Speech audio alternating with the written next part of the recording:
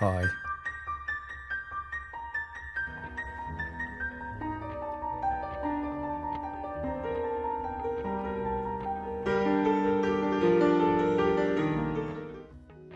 Hello, hello. Hi everyone. How's it going?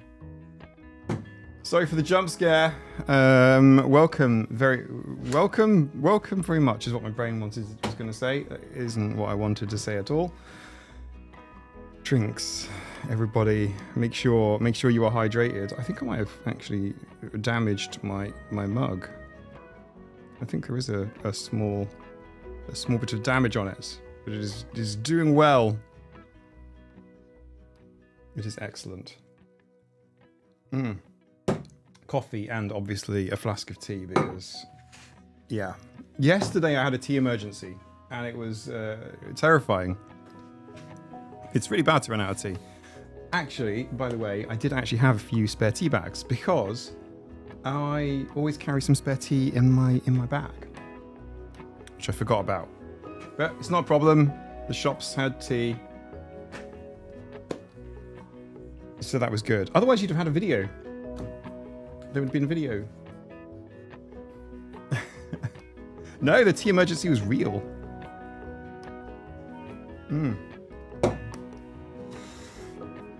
It shows how many of you read the descriptions of my videos.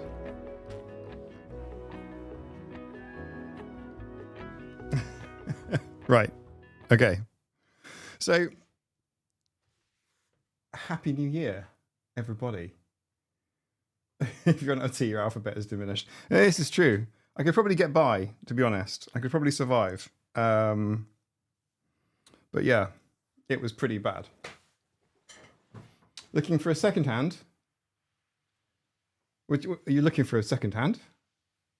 As in like a literal second hand? Hey everybody, how's it going? Is the stream's alive, right? I have to occasionally look over here. Just check the stream health. I've raised the bitrate slightly higher. Oh, and YouTube's complaining about it. Okay. YouTube doesn't like me using this much quality. I think the next step up would be to boost the resolution, but I don't want to do it with the codec I'm using on my Mac. Maybe in 2026 at some point I will get a new graphics card for my ailing PC over there and do a stream in AV1. You guys can see everything in glorious 4K 60 vision, but until then we're in 720p land. But in theory it should work. YouTube wants low quality content. YouTube wants low quality bitrate. I think YouTube's problem is that it wants literally, quite literally, the smallest amount of bandwidth, because these streams do cost YouTube, well, not just my streams, but just live streams in general, cost YouTube an awful lot of money. I'm sure they know what they're doing. Oh yeah. Yeah, we have a Hydra. Higher bit rate. You should be able to see all of the fur over there. I mean, just look at that. Is this not life goals? That's life goals, isn't it? Do you know what she's got? She's got catnip fish. I could try and pick her up, but she'd be really annoyed because she's got a catnip fish. She's literally got her head on a catnip fish. So she's got the nip. She has had plenty to drink, obviously. But yeah, she's just Hydra, baby. What can you do? Can't get the staff these days. Ah, we live to serve. All hail the fluff. TWN 1701B. Welcome. If you're new here, by the way, feel free to say hello. Now is a wonderful time when everybody's spirits are high and everyone is filled with optimism for the switch over of the year. Out with the old, in with the promise of the new. Apparently. Honig sending greetings to Hydra. Amazing, Hydra. Hydra doesn't seem to care. Right now, she is just, look, nothing. Nothing over there. I do occasionally with some of the cats have to look to see that they are not dead.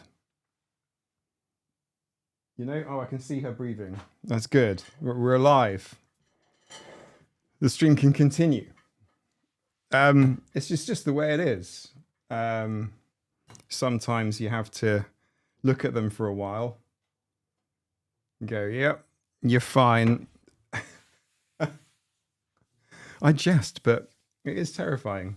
Some of them sleep so deeply. In fact, some of them, like Saber over there, Saber is on the cat bed toy thing, because he wakes me up at night. Sometimes I wake him up in the day. Sometimes I go up to him and go, and give him big, like this. What? Sorry.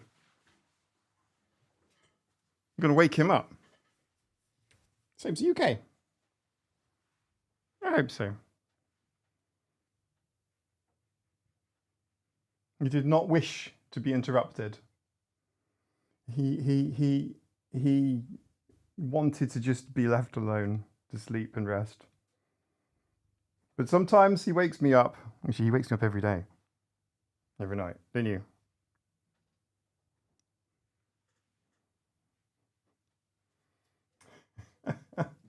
So, sometimes it's up to me. What you were talking about YouTube censors, YouTube things. I mean, YouTube obviously works reasonably well. Saber, I'm sorry. I'm so sorry, dude. I'm sorry. I don't often disturb you for my entertainment, but occasionally I do. Yeah. Cats also wake us up to see if we're dead. Okay, that's how I'm gonna manage it from now on. That's how I'm gonna understand it. Yeah, you're just checking for signs of life. I get it. You can see that, right? You can't really, because it's right at the bottom of the screen. Yeah, batting in the face is something else. But yeah, it's true. Hello. Oh, this is Dot, everyone. Okay, sorry, Dotty. Oof. Gosh, you're big. Oh, say that again. That was very rude. Say it again. Yeah. Look.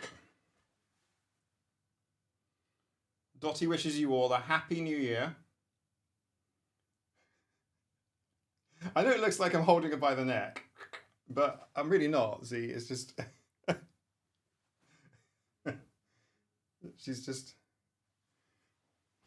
She's just got a very foul mouth. She's very blue. There's Dotty doing her best work to just be rude. I have to say, Wendy and Helen had their pick of cats. Minus Anna. Anna was staying regardless. You know, if there was going to be a cat that was the smallest, I didn't really want to home them. So yeah, but other than Hannah Ferret, who was remarkably tiny at the time, I have to let you know, Dotty, that Wendy didn't want you, and Helen's family didn't. I'm so sorry. So this is why. Oh no, I'm not being rude. I'm not being rude. I am being rude. I'm not being rude. I am. Okay. You're very sweary. Okay. You too could have had the sweary cat. Anna Ferret is metaphorically large, and she is literally very small. I'm not being mean. I am not being mean. Look how well fed this cat is and how well loved she is. She's just very sweary. She's just very foul-mouthed. Yeah. Dottie's now licking herself where I've touched her. Do you know, like, cats will do that, especially in disgust, where you know, you've touched them and they're like, ugh, dirty human.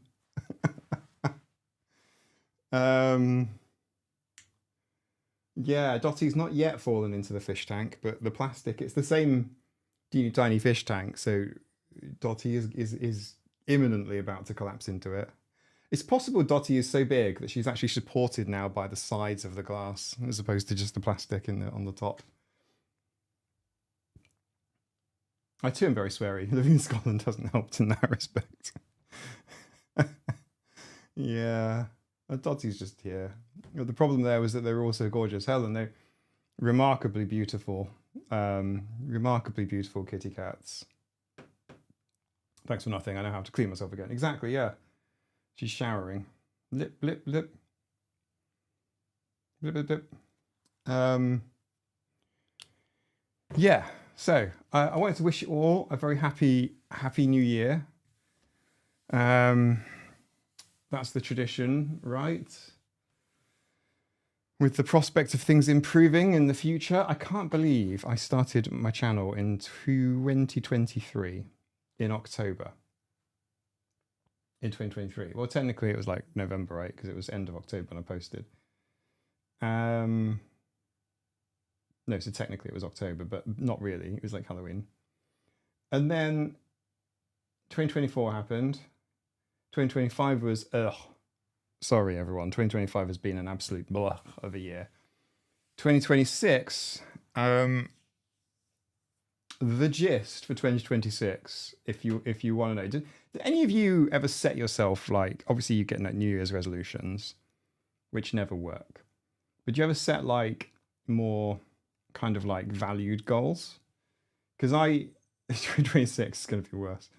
Yes, it's a possibility. I mean, obviously, not everything in 2025 has been bad. Politics notwithstanding, you know. Family and personal stuff has been quite difficult. Please don't sign up for any more ABA courses. And Nikki, do you want to know what the prevailing anti-Mike messaging to me has been? The prevailing anti-Mike messaging to me about ABA from ABA clinicians and BCABAs and so on. Most people have been reasonable, you know, but the prevailing message is, you're an RBT. You don't know shit. You know, you're an RBT and you haven't practiced. What the fuck do you know about ABA? Without kind of understanding my point. It's like, that's my point. RBTs are the frontline foot soldiers of the ABA movement philosophy. It's not an organization, you know, but it's like the frontline workers, the ones in contact with your children. No, it's like I'm as qualified as they are. I'm not arguing with you that it's a shit level of education. I'm not arguing the point.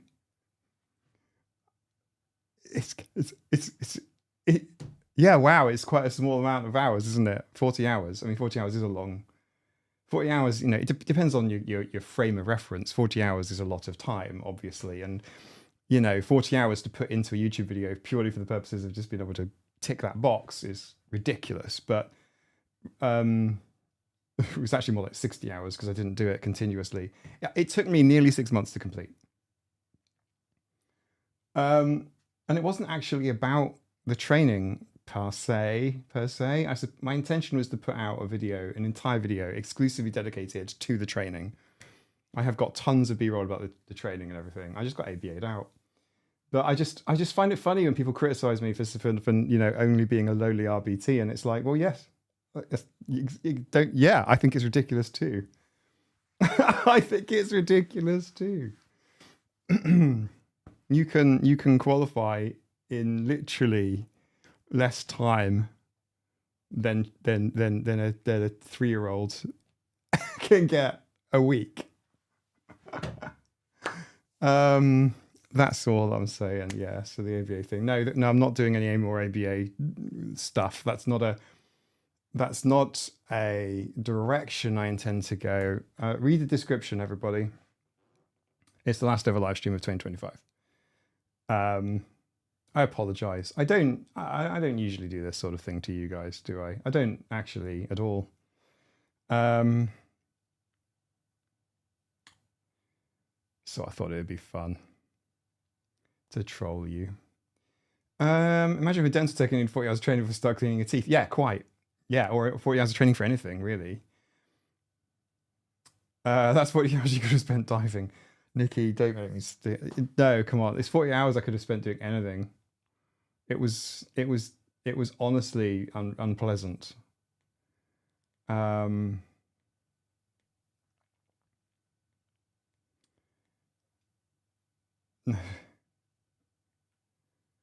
last live stream freaked you out. You guys really legitimately that invested in a live stream. I am honored. I'm also high on painkillers and caffeine and tea. Although I did make a pizza today. I made a vegan chicken and sweet corn. It was a chicken and sweet corn pizza, but obviously it was a vegan one, vegan cheese, etc. That was really nice. Oh, Ashley, I'm feeling great now. I wasn't feeling well an hour ago. That's why the stream was a bit late. Just because I was asleep. It's guaranteed non asynchronous hanging out time. Synchronous hanging out time then. I'm weaving in the ends of a striped Afghan I made almost 4 years ago. Oh wow, that's a lot of work. Late stream just means I was just on time. Well, technically everyone's late because I started at 10 minutes late.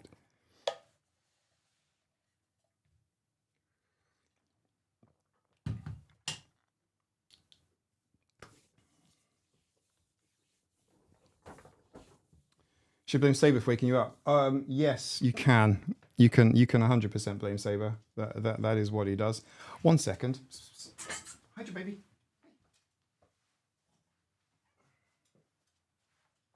The floof has arrived.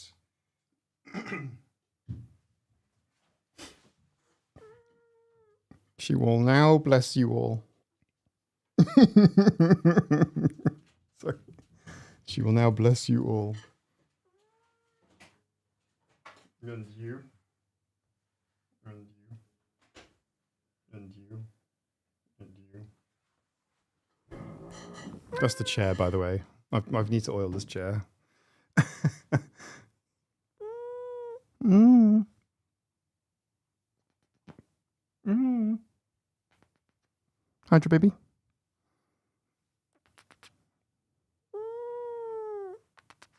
She stinks of catnip. Why do you smell of nip? She's been sleeping on a catnip fish.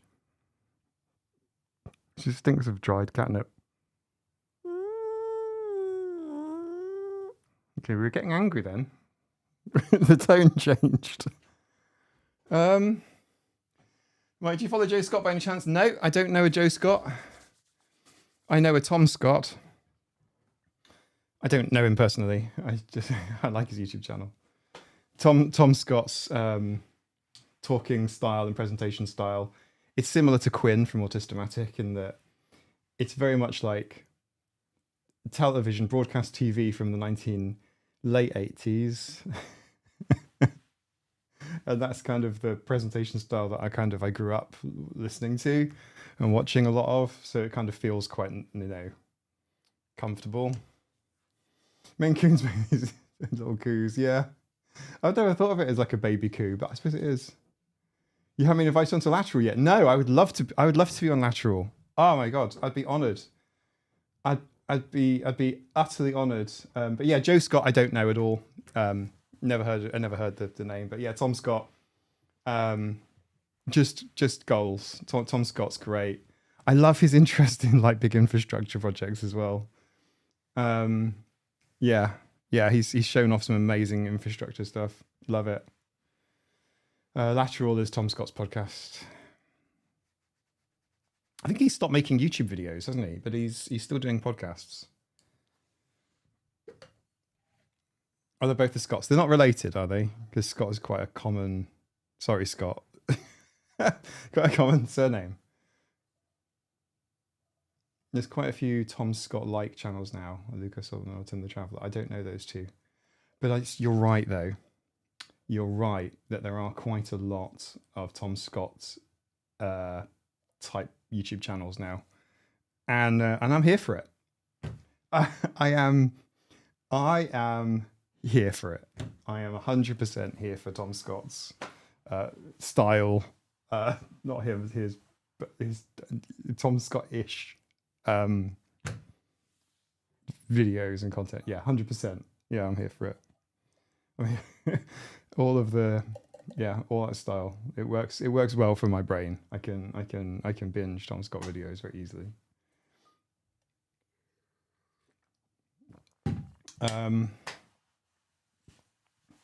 Yeah, he's done lots of collabs.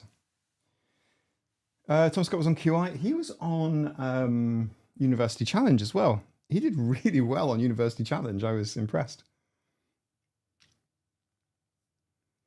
Tom Scottish. Clickbaited. Well, I mean, you never know. You know, it could be my last stream. At some point there will be a last stream. And until the next stream starts, it's true. You haven't thought about that, have you? There are a bunch of individual lateral segments on YouTube. There are, yeah. Yeah, I haven't seen Tom Scott on QI, but I know he was on it. But yeah, his University Challenge appearance was amazing. He did really well. He did surprisingly well. It's the ever. When we were in our 80s, Mike. Oh, this is true. I mean, the likelihood of a stream being the last ever stream does increase in that respect. Does anyone... the last live stream... Okay, fine. Okay, let me change the name of the title, because I think you might be right there, Ashley. How do I do it? Oh, yeah, okay.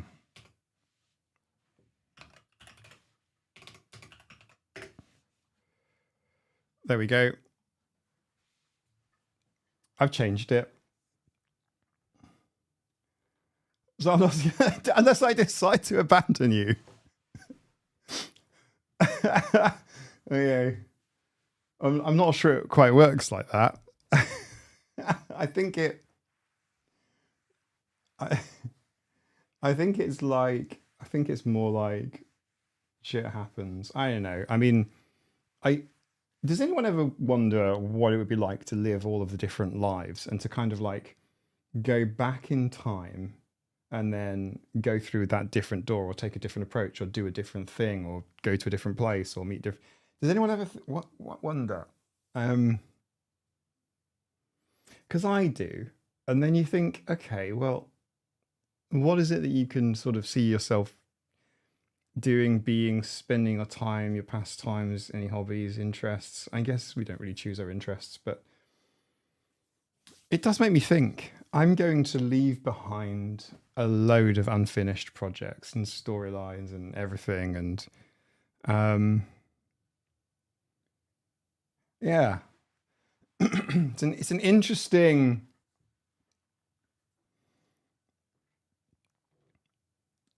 It's an interesting... Saber, what's going on? Sabes? Okay, thank you for the kisses. Are we friends again? I think we are friends. I think I've just noticed he's got some white hairs on the back of his head. Sabes? You're still a jet black cat. He's still a good boy. He is a very good boy. I love him.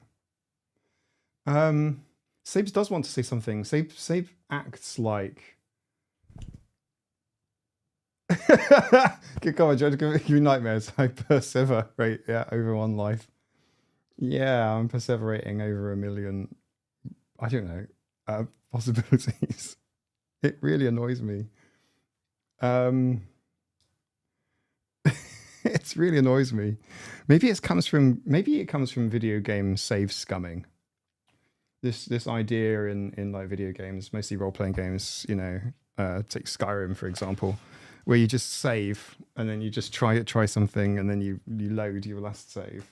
You can do it with the function keys on the keyboard even. You can be like F5, F8, F5, F8, and just try all of the different. Do you know what I mean? Is it just find the optimum path? Yeah, I don't know. Maybe it's the time of year that gets me thinking like that, but it is interesting, right?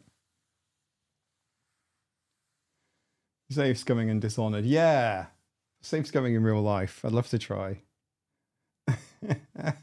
87 saves and barely past the third town. Yeah, I did pick up. I haven't had much time to play it. I've played like 3 hours or so. I picked up Kingdom Come Deliverance 2, which launched at the beginning of this year. It's a role playing game, medieval. It's not fantasy. It tries to be a story set in real locations without magic and dragons and so on. Medieval kind of story, and you can't save scum in that, and it makes me uncomfortable.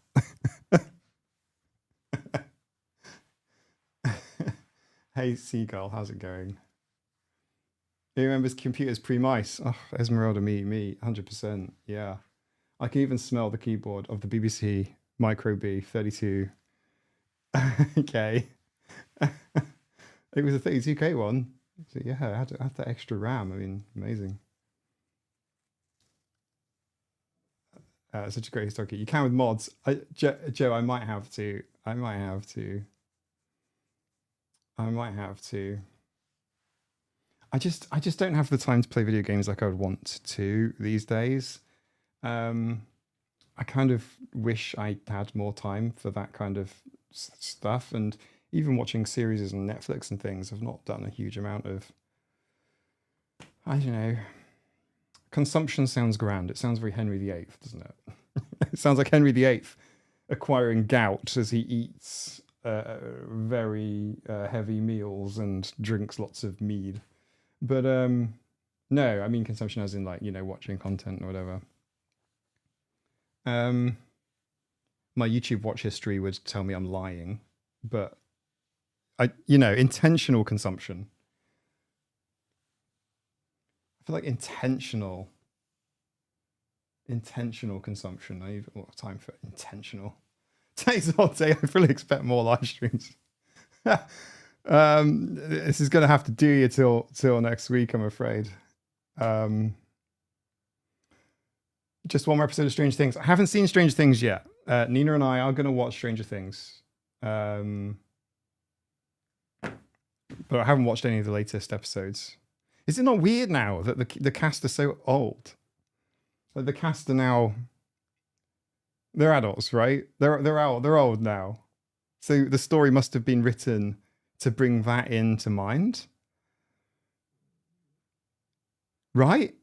Am I off the wall here? We have to watch. Nina's got a couple of days off, so we'll watch it over the next sort of 24 hours probably. We'll probably binge it tomorrow. I don't know what our plans are, but I think we'll binge it tomorrow. He's great. Yeah, it's a bit weird. Okay.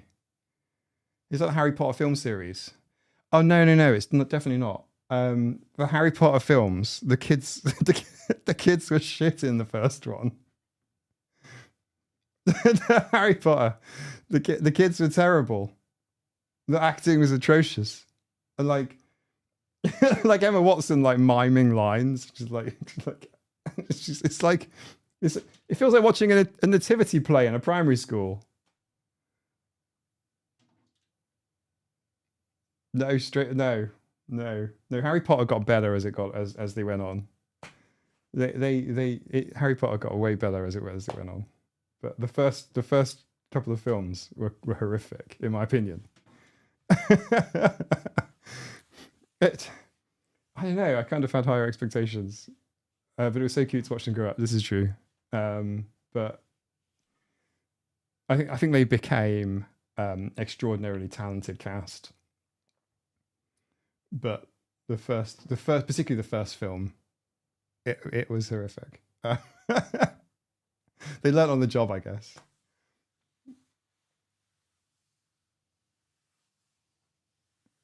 I've been rewatching Stranger Things. Yeah. How many people are watching Stranger Things because of like a sort of reminiscing about the 80s? I think that's the only reason I put it on.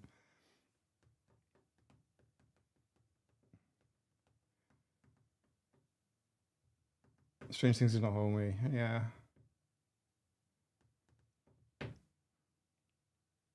I think you'll find I was magnificent as a Christmas cake in a school play. Okay.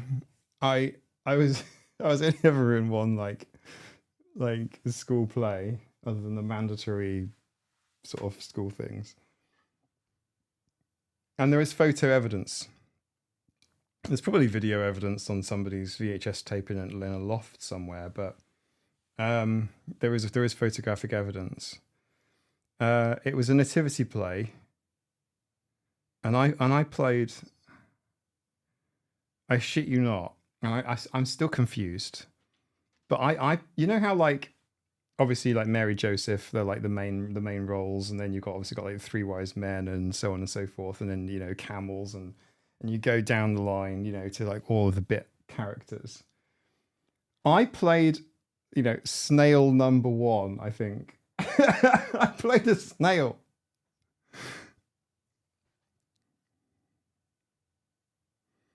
It hurts me to think about now.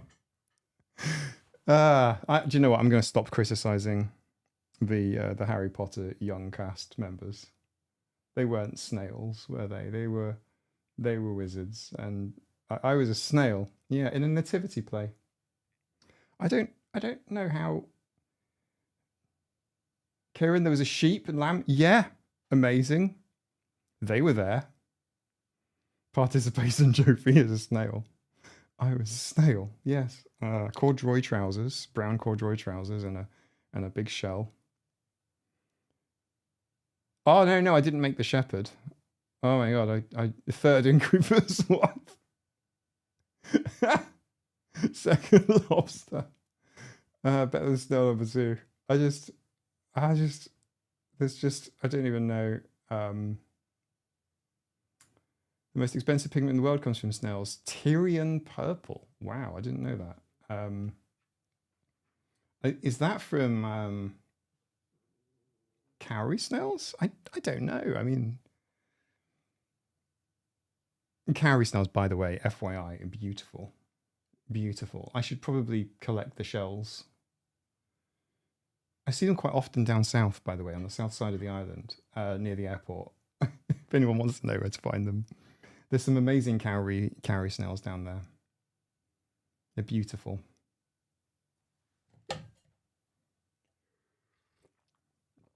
Also, painted lady snails. They're really cool as well. I wish I had some of the shells. I give them away to people. I don't own any. Whenever I've had any, I've just given them away to random people.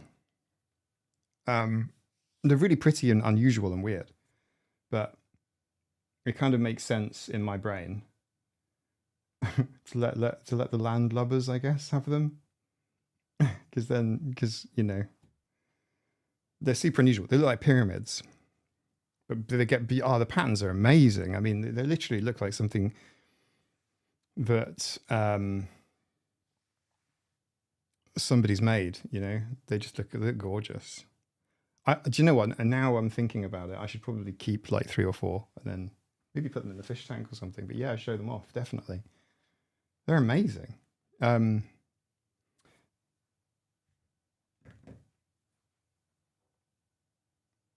on.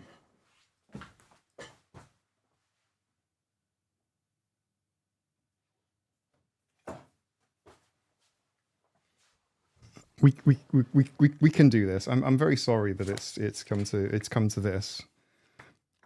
I don't know. I mean, look, if you're disappointed, I wish to remind you that you clicked on a live stream on the 30th of December on a channel called Autistic AF.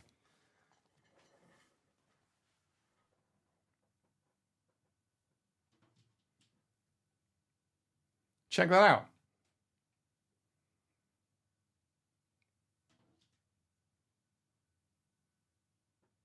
Maisie, I'll get you in a second. Tapping on the window, it's not going to help. Just wait a moment. They are so pretty. Oh, there's more. Okay, hang on. So look, there's this down here. This one.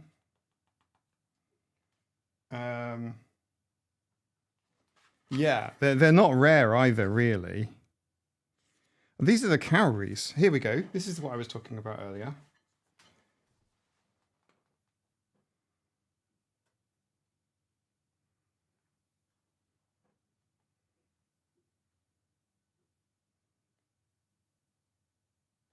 They're really pretty as well. No shade on the photographers. Those are not the best pictures.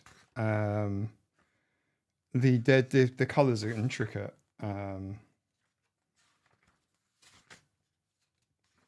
The painted top shells are amazing. And then we're onto the sea slugs. Yes, we're onto the sea slugs. We're onto the sea slugs, and they're just these are cool. These are all very cool. They're all amazing. Crystal sea slugs.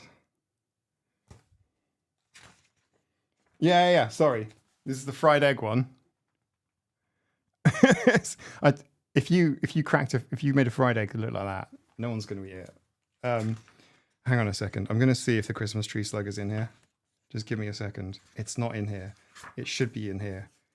It looks weird. It looks really, really weird. Oh, it is in here. It's not the best picture.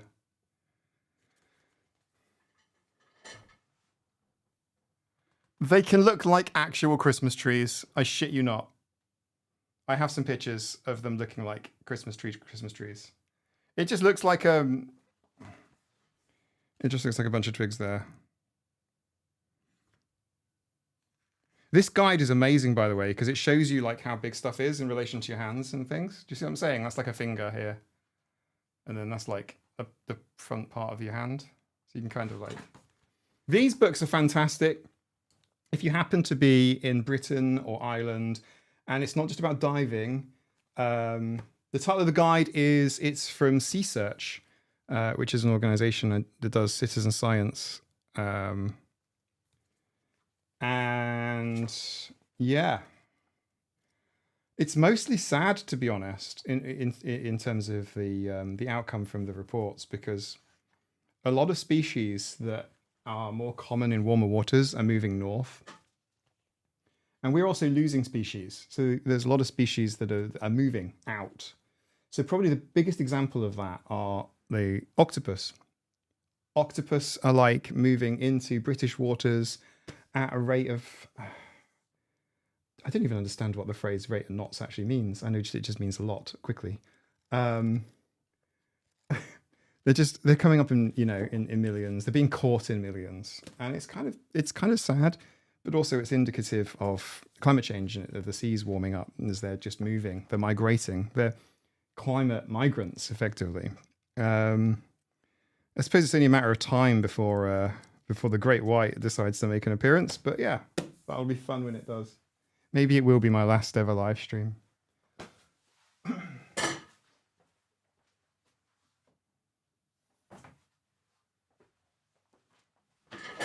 Oh, I saw a barn owl like 3 days ago outside. I saw a barn owl. Holy shit. I'm so excited. I probably shouldn't tell the internet that, because they're protected. And last time somebody on the other man said, "Oh, I found a barn owl," photographers and people just started descending to take pictures, and obviously it disturbs them. It's sometimes be very sad. Yeah, it is sad, and not sad from like my perspective on the micro little level, but it's kind of sad in the macro level, when all the reports come in. And there was a big report, in fact the first I heard of it was from Chris Packham, talking about this new biodiversity loss which is kind of the findings really report, but it took in a lot of data from C search, and it's shocking, right? It's like, holy crap, wow. It's interesting to see the data from like citizen science kind of surveys and how that expands into the macro level and how you end up with kind of big swathes of data over time. It's fascinating shit.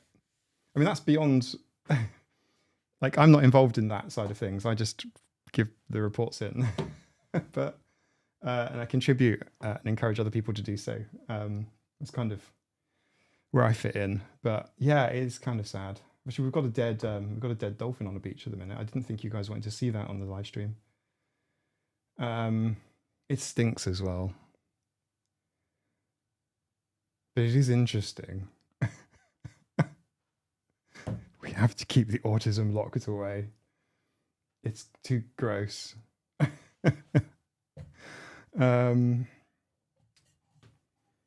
Yeah, if any of you wanted to see a necropsy of a marine megafauna, I'm sure we could do it. I don't know how many views it would get on YouTube, but it could be interesting. I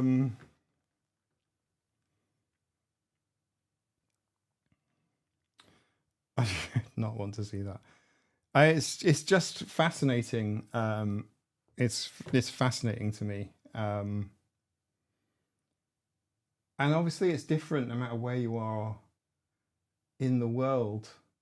Like, there's all kinds of like citizen science kind of projects you can get involved in. Literally wherever you are on the planet, there's some kind of thing that will scratch an itch for you. I can highly recommend, even from a social perspective, getting involved in these kind of projects has been life-changing for me. It's been great. Like, it's not often you get to learn so much from people who are brilliant in their respective fields, whatever it happens to be, and kind of get exposure in that way. And kind of, you know, it's a great way to network with people who are, let's just say within the spectrum in general, if I'm going to cast a very wide brush. But yeah, I think I tend to find there's an awful lot of neurodiverse people who have very particular interests. And if you ever find yourself at a bit of a loose end, sometimes it's quite good to kind of like connect with folks in that way. I enjoy watching Mossy Earth and their rewilding videos. Yeah, I can also recommend Rewilding Britain. It's a small YouTube channel, but he's doing a great job going around doing all kinds of videos. Fran, Happy New Year. Bar, hey, nice to hear from you. Bar, yes. I've just sent you something via autism telepathy I can't see on YouTube. Autism special interests. You can't be serious. Oh, I need to let the Maisie in. All right, give me a sec.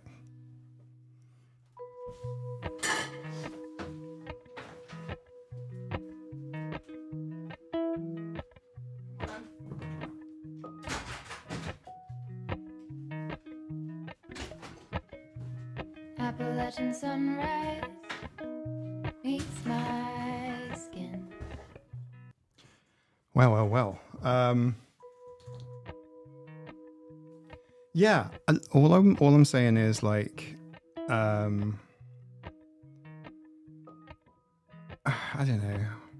I suppose something's been bugging me lately, and you're going to hear about it in the next video.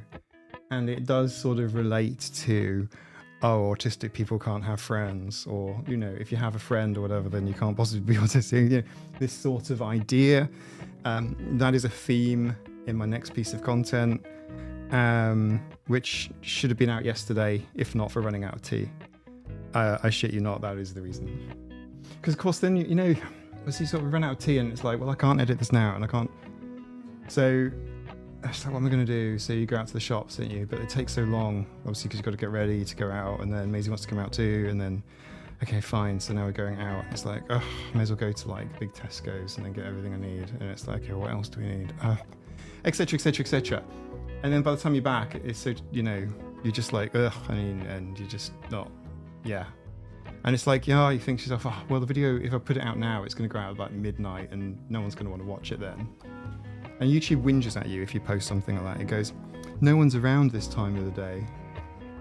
It doesn't matter in the long term. So it's like, well, why are you telling me? So if you ever wonder, that's why YouTubers post stuff at certain times of the day. That's why. Even YouTube goes, your audience isn't active around this time of the day. And it's like, well, no shit. So then you think, okay, I'll just go to bed. And that's what a tea crisis looks like. In case you guys wanted to, you know, that is like what happens when you have a tea crisis.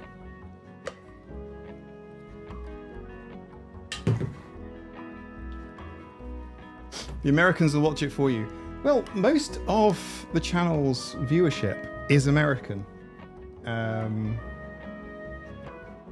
was going to say you could lump Canada in too, but it's not quite true. Canada is like 4th or 5th down the list.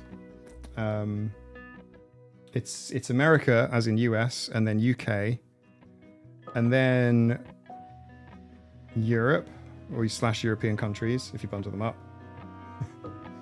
There's quite a lot of autistic cats in the Netherlands. The autistic cats are literally everywhere. Janneke, this is true. And the other problem is that people have strange sleep schedules, including me. So you end up with this sort of issue where everyone is awake all the time. Knock-on effects, that's how the British Empire crumbled. We ran out of tea for a day. Yeah. I never let the tea run out. I think it might be something to do with the quantity of tea.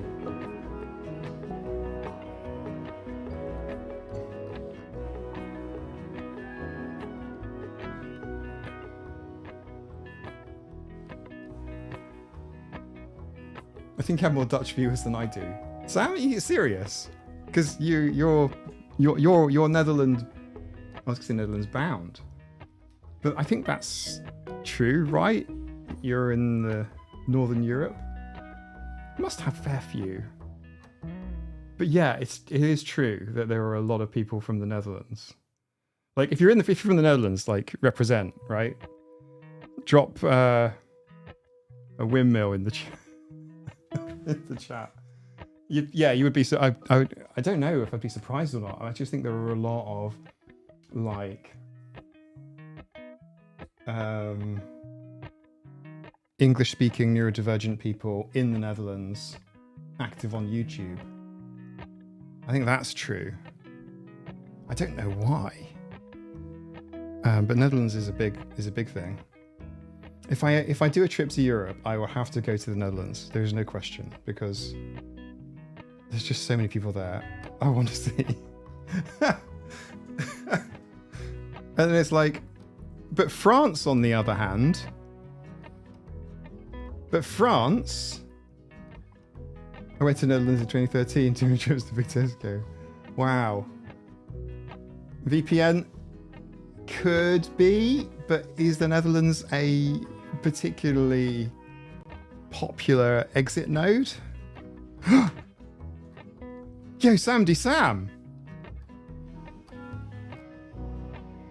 Oh, sorry, this is Bruce Almighty, by the way. I've never met a French person on the internet. No, there's so few people from France watching my channel. And those that do often complain about how behind the times their autism services are. Autism, ADHD, they're well, actually autism specifically, they're really far behind. They're probably the furthest behind country I can imagine. And that fascinates me, because why? I don't understand why. Why? I don't understand. I think there's more viewers of this channel from Portugal and Brazil than there are from France. Why is that? Isn't that weird?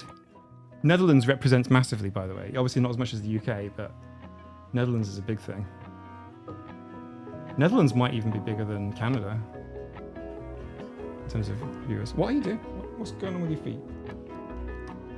French people prefer stone French.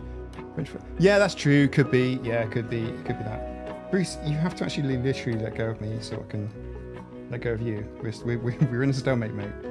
What's going on? You're also looking old. Don't look old. He's a big bear of a cat. Yeah. You know when the fur all starts to look a little bit old?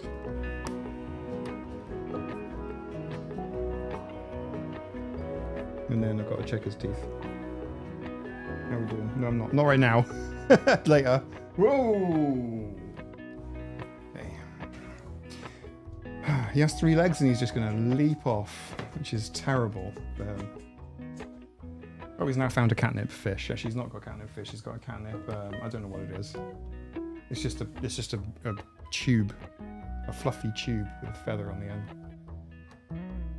Last time I was in France, they spoke more English than before, but still very little. Yeah, the other weird thing is that YouTube will automatically dub content now into different languages, French being one of them, which is really weird and disconcerting. I've listened back to a few minutes of one of my videos in French, and it's really weird. I think what's really weird about it is that obviously the AI kind of voice is quite neutral sounding in a weird way, and the audio levels don't feel natural.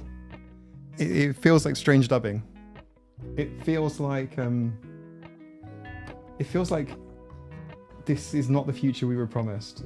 But it's progress in some respects. I think it's an accessibility feature that can be helpful, but it gives me the ick. It feels weird, especially to see my own face talking in like. Well, yeah, you'll get the automatic translation if you're using a VPN, for example. That will get you it easily. I'd rather read subtitles than AI voice. Me too. AI dubbing is worse than 80s anime dubbing. Yeah, it is. There is a value to terrible human dubbing, or at least an actor or a voice, a vocal performer will put their own sort of emphasis on things in it. It's part of the package. I'm British with a Dutch husband. Does that count? Depends whose computer's being used to watch the content. You probably count as 2 viewers in that respect, so thank you for representing. You watch Harry Potter for the first time with my son? Oh, 8-year-old, the scary bits are humorous to him, but sneaking around and rule breaking freaked him out. Oh, really? The being up to no good thing. Yeah. Do you know, I kind of get why Harry Potter. I feel like I'm actually legitimately like a little bit too old to do I am Harry Potter who's from my childhood kind of thing. The books came out when I was a teenager. They were super popular. But yeah, so I never really caught the wave of Harry Potter. I read the books and I watched the films. I'm not in any rush to rewatch them.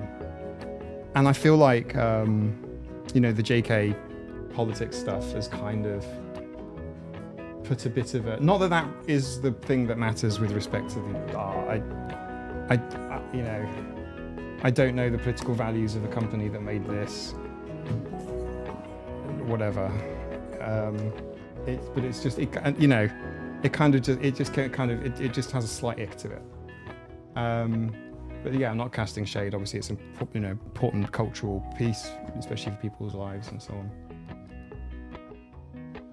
But you know what I'm trying to communicate. I didn't want to do a stream talking about it, but you know what I'm trying to say. You know what I'm saying, not trying to say. I'm trying to be clear. It doesn't matter because she actually spends a fortune to harm trans people. I don't understand the obsession from somebody who is a well-respected, as in well thought of author.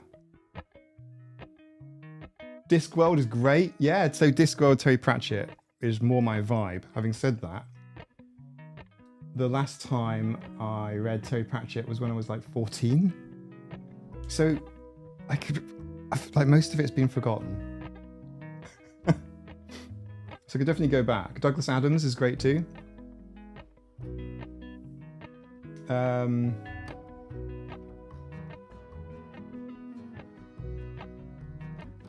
Yeah, I mean, look, the model in my brain is somebody wants to become popular on the internet, so you have some wild, extreme points of view. You promote those as loudly as you possibly can. You get the attention, you get the views, whatever. I can sort of see how that works. I can see that that is a model or a pathway one can take online. I see that that is an option. But I don't know why somebody that is, you know, worldwide famous author would necessarily want to kind of go, oh, I think I'll go down that alley. That looks fun. Do you know? That's all I'm saying. I don't understand that.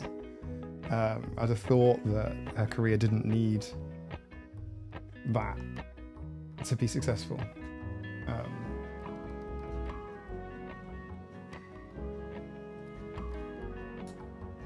Philip Pullman, His Dark Materials. I saw that on Netflix. I think it was a few years ago. That was okay. Yeah, that was okay. I feel like there's a big world, which I didn't kind of feel like I understood that much. But yeah, it could be good. It might be better as almost like a video game than it was as a film / series. I can't even remember what it was years ago.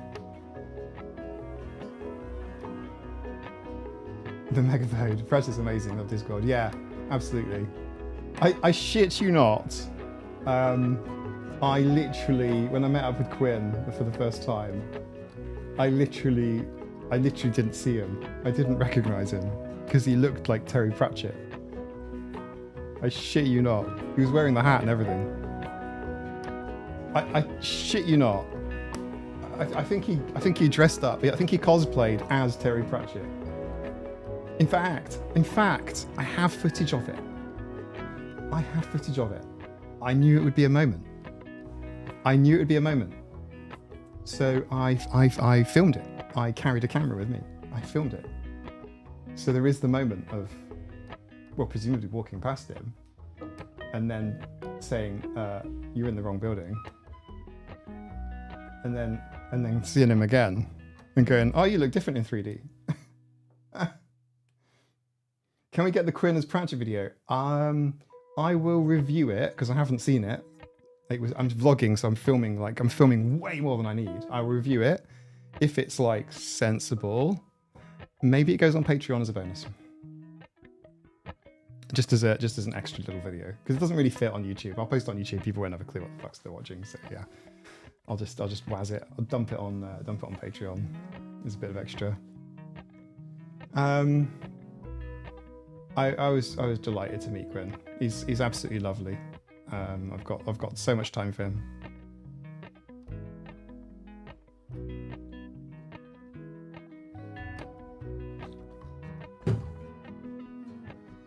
Speaking of which, Quinn, I know you watch these streams sometimes. Do you want to reply to my last message, please? Thanks. I'll leave it there.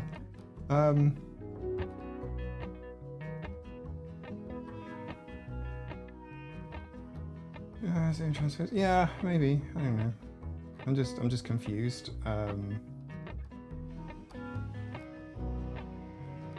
Yeah, I don't know.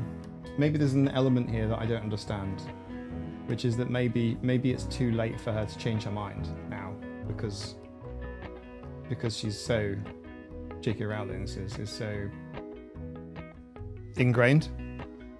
She's practically created this bizarre culture that's her thing. So maybe she can't change her mind now because she's so far into it. If that makes sense. Make sense? Entrenched. Yes, thank you. That's the word I was thinking of. Never too late or hell chaperone. What's chaperones? With respect, what's that? I do love Chaperone's song. It's the one I start my walks with. Like if I'm cold, What's it called? What's the Chapel Roan song? Hang on a second. I don't follow Chapel Roan at all, but she has a really good song. Hang on a second, I have to turn my phone right down because... Good Luck, Babe. It's a fantastic song. If you're feeling like low energy, I challenge you to walk. So for the duration of the Good Luck, Babe song, it's tough.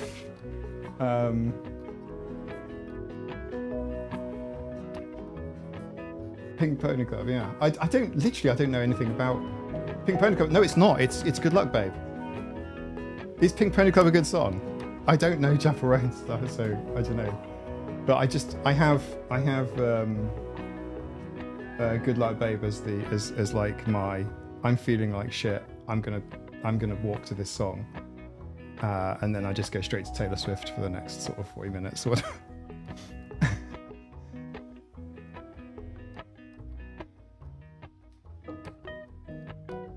Does that make sense? Pink Pony Club's a very good song. Okay, I'm gonna add it to my playlist while we're here because otherwise it will never happen. I might hate it, but I do like her Good Luck, Babe song. It's really good for a walk. Okay, that's now been added to my playlist. I'll have a little listen to it later.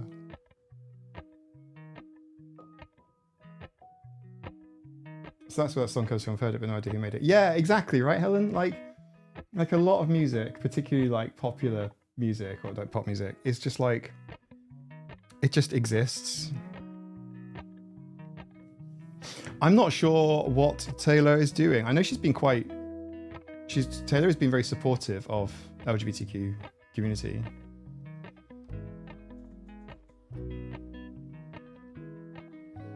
Oh, you can't hear me, can you? This is Princess Polly of Fluffy Butt Castle. This is Princess Polly. Okay, Princess Polly don't want to fly. Princess Polly is just... This is the toy I was talking about. It's not meant to resemble anything. I'm not brave enough to sniff it. It looks like it's covered in fur and stuff and dust, so have fun.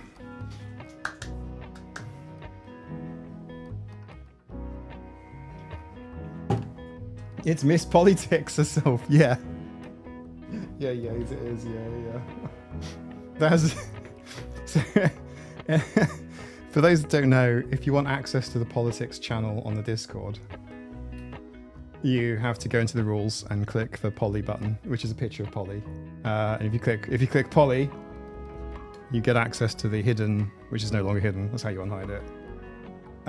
You get access to the to the politics channel.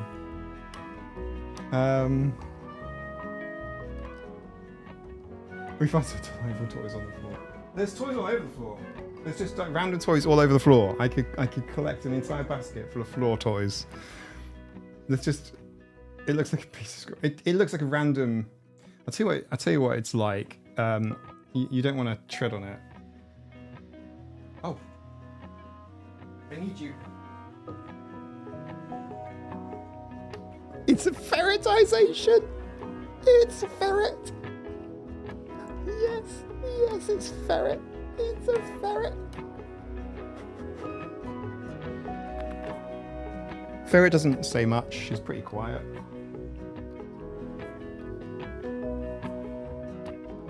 Yeah, it's a ferret. We have in this room currently 3 cats. I think there's 3. There might be more. But I'm seeing Polly, Anna, and Saber. I love torties. Naughty torties. Yeah. Yeah, they are fun. So this one is Anna Ferret.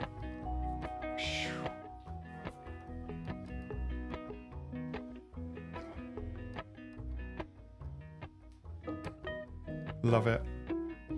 I love these so much. They're so good.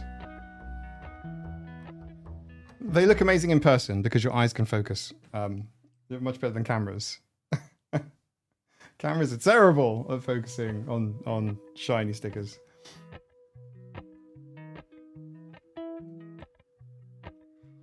Good tea, good tea. It's not a magnet, it's a holographic sticker. I'm looking at 8 of them right now. And if I move my head from side to side, they're all completely glowing. They look like magic items. They're highlighted like a video game object that you have to interact with. That's how much they stand out. They look like CGI.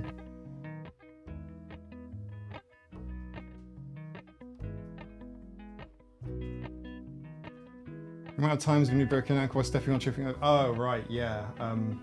You want to be so careful. Like if you trod on that thing in the middle of the night, it would be scary. I'd rather put my foot in a bowl full of Lego bricks. Polly! This is all Polly. No one else. It's all Polly. Polly, this is you. The colour gives it away. And the fact that Gibson doesn't come up here.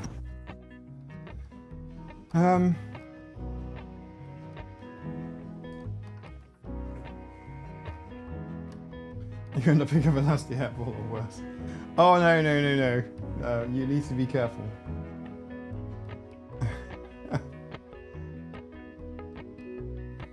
You need to be careful. Is Polly a polymorph? Yeah. Polly is effectively just a cloud. She is... Hi, Polly. She's just sitting there, slow blinking me.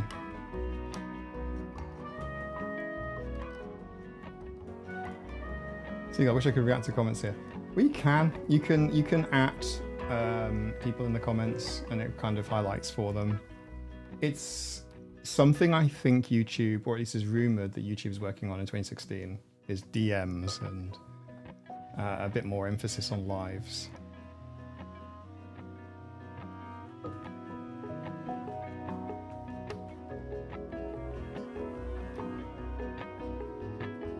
Polly? Okay, Polly has now started moving around. Polly also climbs these shelves. I hear Polly and I think of Monty Python. That's fair. That's fair. That's fair. The 5th one. You've counted 5 cats, have you? Okay, there's a few more. There's something we do on the channel from time to time called Catmageddon. If I ring the bell, there's a bell up here, right here, on the end of my finger, right there. It's just like a big school dinner bell. The cats will come running. The cats have all been ABA'd into being bell trained. So it's like an instant recall mechanism for bringing all the cats in. It's very useful. It's very useful. That's for recalling cats, not for ABA. Does your streaming software support people joining from links? I'm imagining a huge cat symposium. Sam, yes, is the answer to that. Yes, I can do that. I can pull people in. However, the most reliable, low-stress way I found of doing that is using a piece of third-party software called LIVESTREAM. So that's good. Oh, I've got some fantastic things planned for 2016. Although I am conscious that I said this last year about 2015.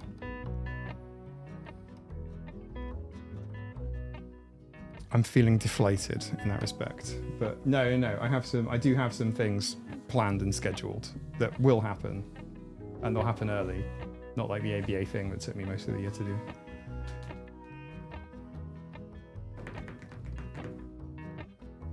Did Mike just travel back in time 10 years? Why is that?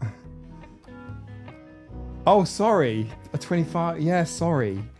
Wasn't 2015 like, isn't 2016 next year? Aren't we about to go into 2016? Haven't we just had 2015? Haven't we? Come on now.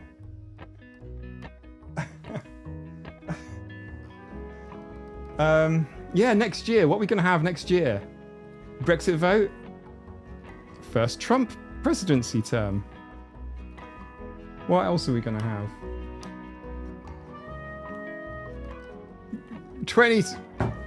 Y2K was 15 years ago. It feels like it was. Sorry, my brain just broke. I'm sorry. My mic is super high now. My mic is like, oh. Yeah, 1980 was 20 years ago, exactly. I've watched only a few videos of Autistic AF so far. I had no idea it's a cat-related channel also. Which videos have you watched? There's one about having 15 cats. Although 15 is actually a reduced number. We had a lot of old cats. And it's a shame, but yeah.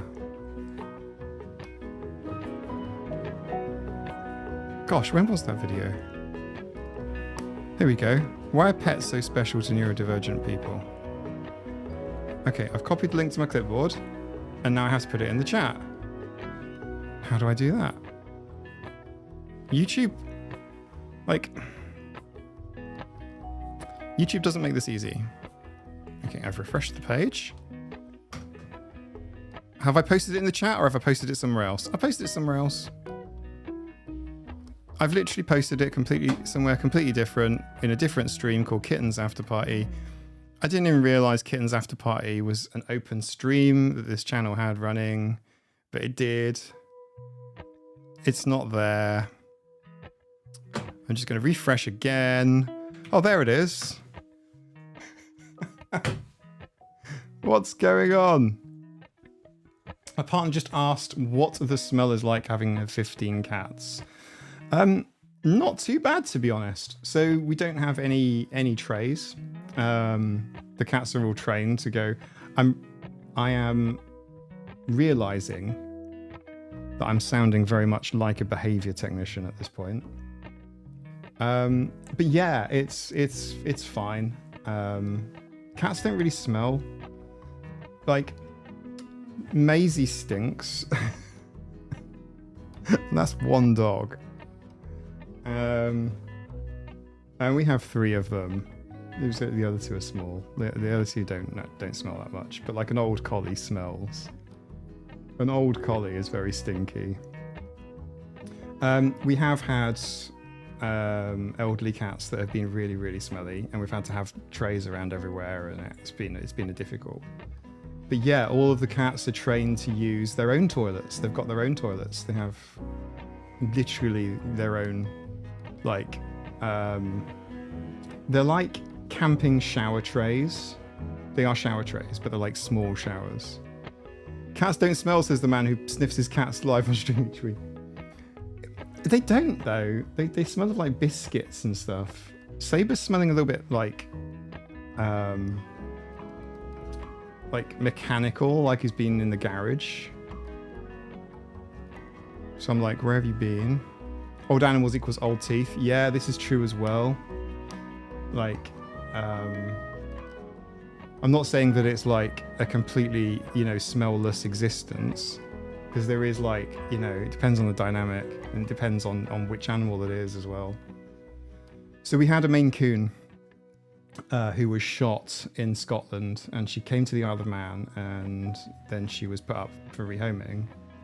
And she was a beautiful Maine Coon. She looked like a lion.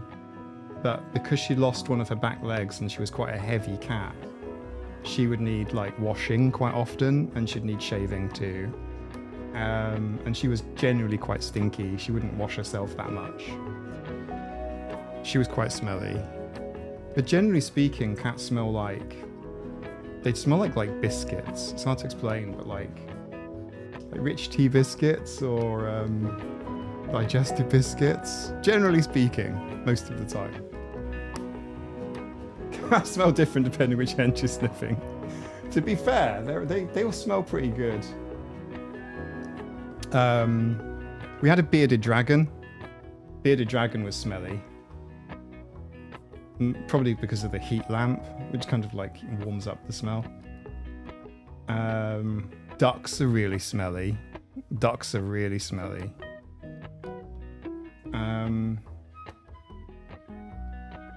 I guess peacocks would be smelly, but they mostly do their stuff outside. Yeah.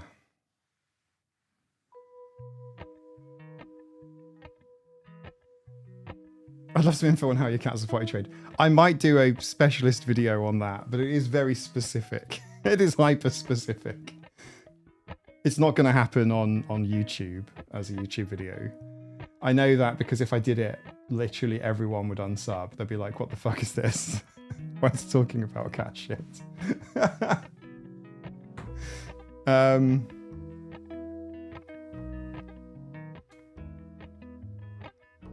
Ducks are really dirty. Chickens less so, but ducks and geese are really smelly as well. Like Muscovy ducks are basically geese, and I'd rank them right at the very top of the stinky pet list. But they don't live inside. Remember that Cinnamel next time you watch an Explained by Ducks video. Oh my god. Oh my god. Where are these fucking autism explained by ducks videos coming from? Sam, you're here. Have you seen autism explained by ADHD explained by ducks? And then there's some duck going, ducks happy in bed.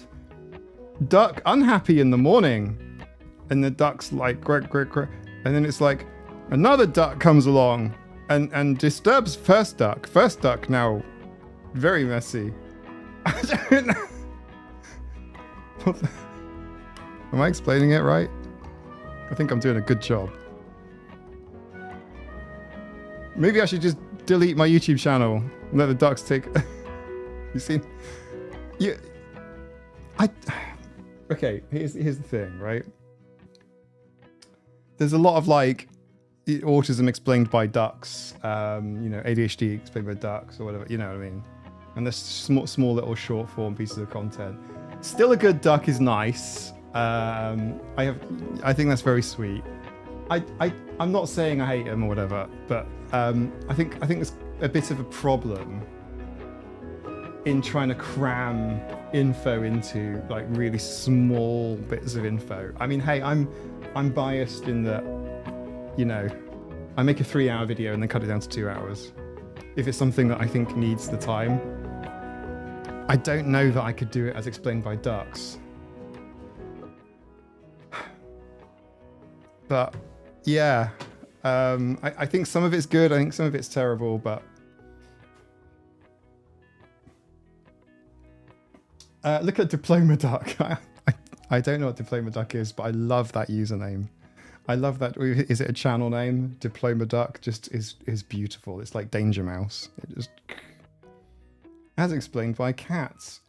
Yeah, I mean, I could do it for a bit of fun. I've watched like 2 or 3 of those duck things. And I didn't think it was terrible.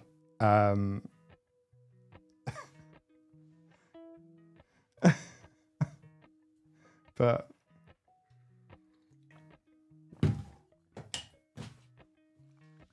okay, so this is also another theme from my next video. Oh, Diploma Duck is the source of the vids. Oh, right, it's actually called Diploma Duck.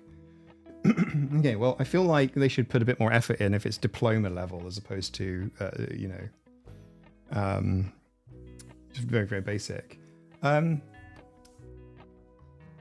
Eliza, Happy New Year.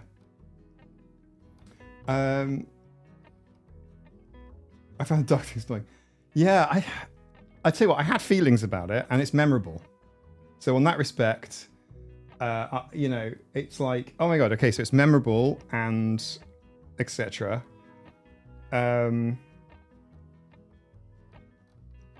It's an interesting format. I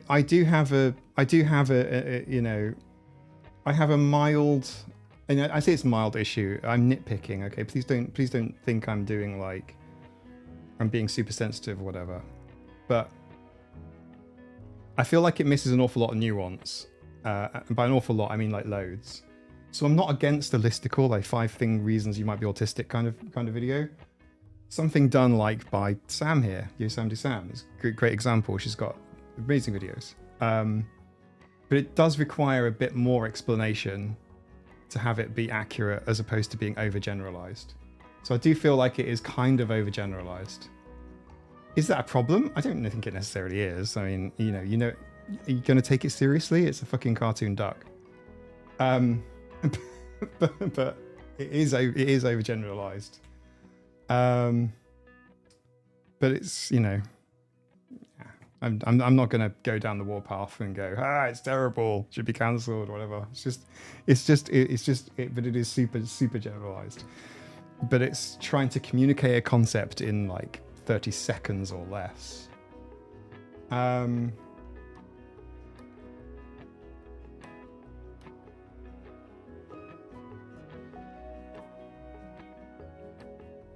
But yeah, I'm not saying it. It just is a different thing, right?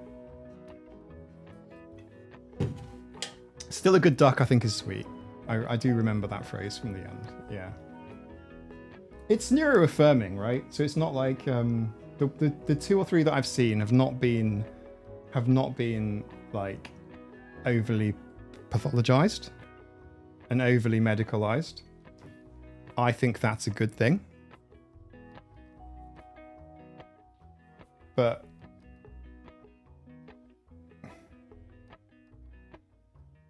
not everyone is watching a 2-hour video. Exactly. Yeah, this is true. It's true.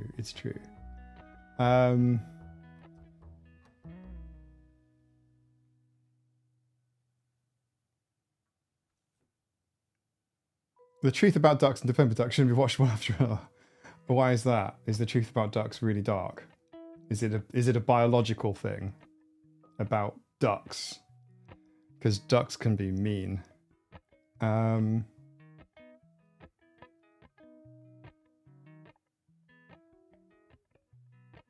The creator got a comment flag for using high functioning. Oh, really? Maybe we need to watch some of these. Maybe we need to watch some of these videos and do a react or something. But like, yeah. Sometimes you need a 30-second video to explain something to your non-autistic nephew. Oh, this is true. This is true. I think also it's kind of unfortunate because it's like it's a video format, and I think that super short form content, like 30 seconds, like how the hell are you going to communicate anything in that amount of time? Do you know what I mean?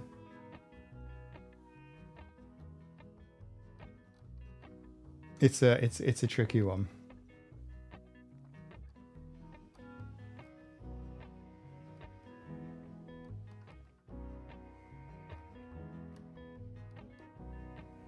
Oh, I'll hypnotoad. Sometimes you need to start a YouTube channel to avoid explaining anything to the people in your actual life. Oh, yeah, I relate to that. Quite. I relate to that in a big way. That's true. That's where this channel came from originally. I thought, hey, if I throw down a video, I can then just send a URL, you know, from like my clipboard to explain something. Because I really struggled. I went for a walk with an ADHD friend and tried explaining. I tried explaining to them, and I really couldn't. I couldn't get the words out. It sounded weird. Like I literally couldn't explain. But that was probably the impetus that made me think, fucking hell, I'll start a channel.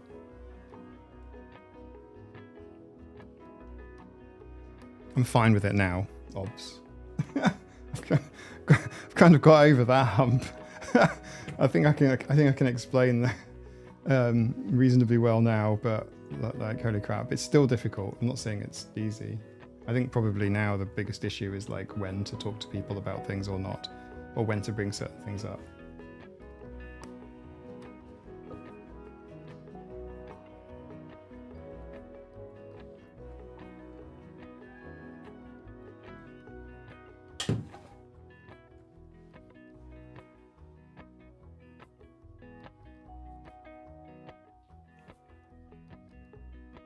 I'm gonna go get a cat.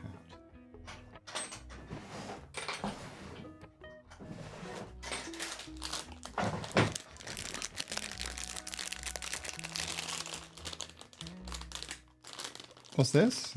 They're brilliant. What's this? You talking about gloves or?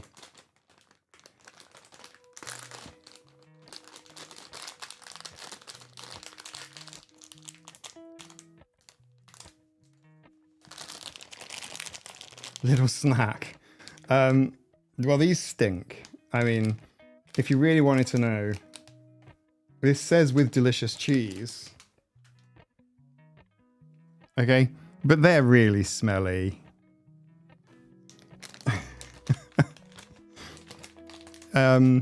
Wet meat is really stinky as well, like wet food.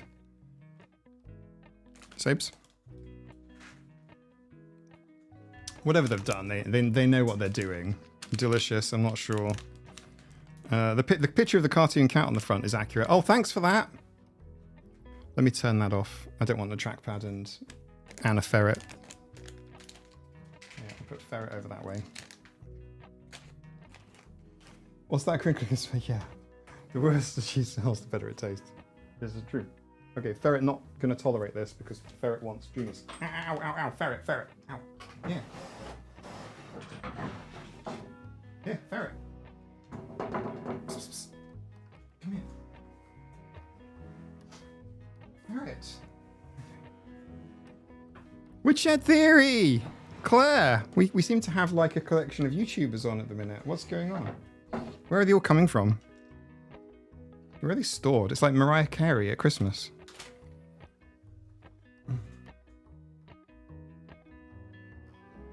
Oh, for the avoidance of doubt, per earlier conversation, that is the clean end, that is the stinky end. Okay, there you go.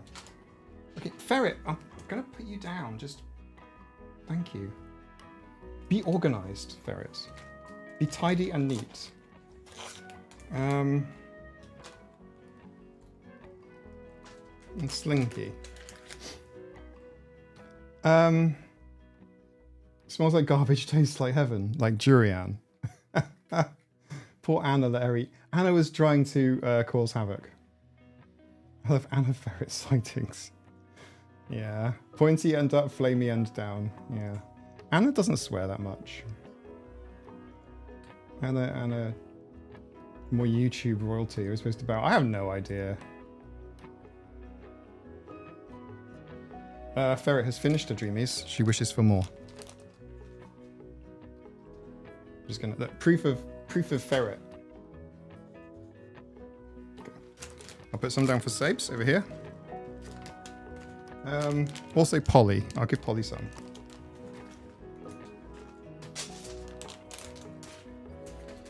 Oh, the stinky duck conversation. Yeah. Well, I mean, autism's explained by ducks now. That's it. Can retire. That's it. Close down the channel. It's all done by ducks.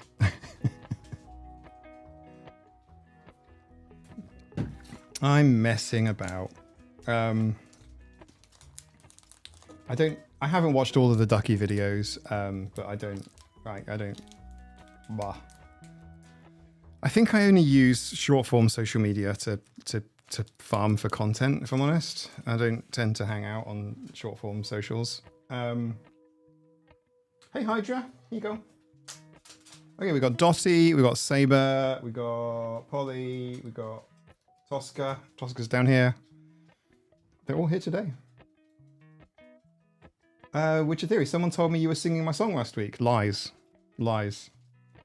So let's check it out. It was awesome. Lies. All lies, Claire. All untruths. None of it is true. In the garden, it's true. Exactly. Everything I'm saying is true. All the Ducks Are Swimming in the Water is an amazing song, by the way. Fa la la la la la la la la la la. If you've never heard the song, Nice Weather for Ducks. It's a no, seriously. It is a weird song. But it's so Nice Weather for Ducks is a really good song. It's weird, but also very frivolous and hilarious. Well, technically, Claire, you do have the copyright. But what you should also know is that the stream was demonetized. So, you know, technically your fair share of royalties would be zero on that stream. Yeah, I mean that's if I used your song, which I'm sure everyone is mistaken. I'm sure they're just having you on.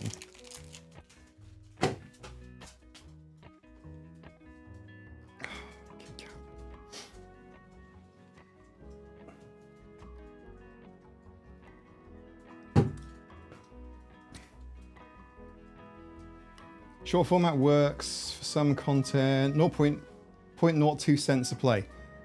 Scott, did you know Hydra Rising earns the channel a whopping 0.003 cents a play on Spotify?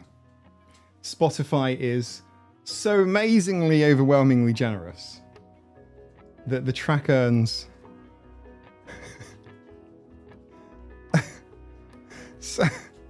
such a tiny amount of money. But believe it or not, it's made a few dollars. But it did cost like, I don't know. Let's just say it was under $1,000 to make. It was under $1,000 to make, yeah. So at this rate, Hydra Rising will break even, I don't know, in approximately 3,500 years.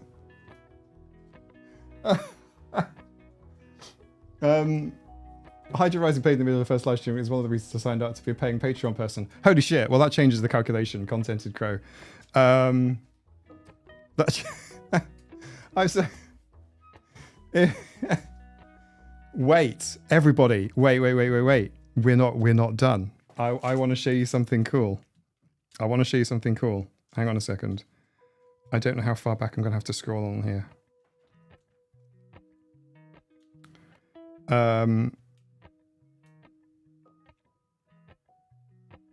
Yep. This is not me.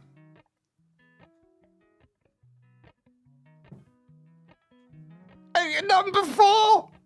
Number 4! On Spotify Wrapped! Look!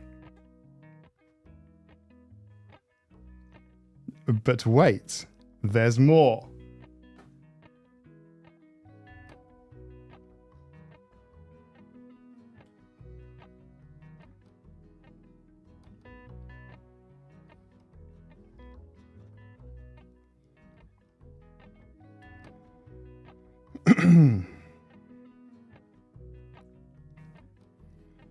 There's more.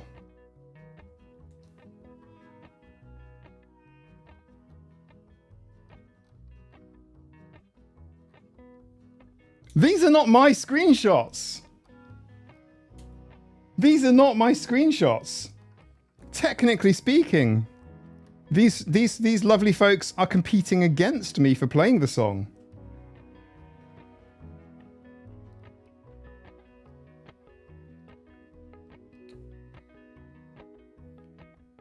You don't want to see my Spotify.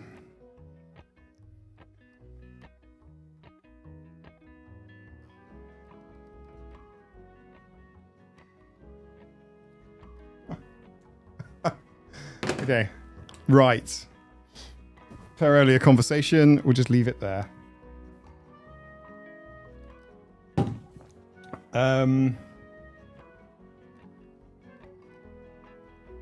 My Spotify is all Taylor all the time. Spotify's got this stupid feature of a DJ thing, and every time I play it, it's hilarious because I just feel like I'm getting roasted. It's like, here's an artist you were listening to last month, and it's like, it's Taylor Swift. It's just the most stupid thing. Oh, look at that.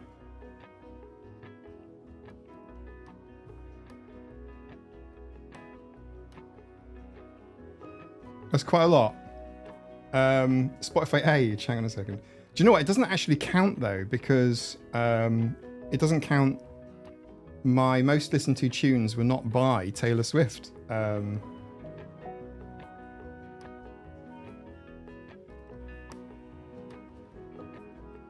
I'm just trying to find. Sorry, hang on.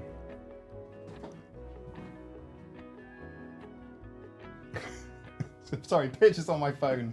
Hang on, sorry. You can make it bigger.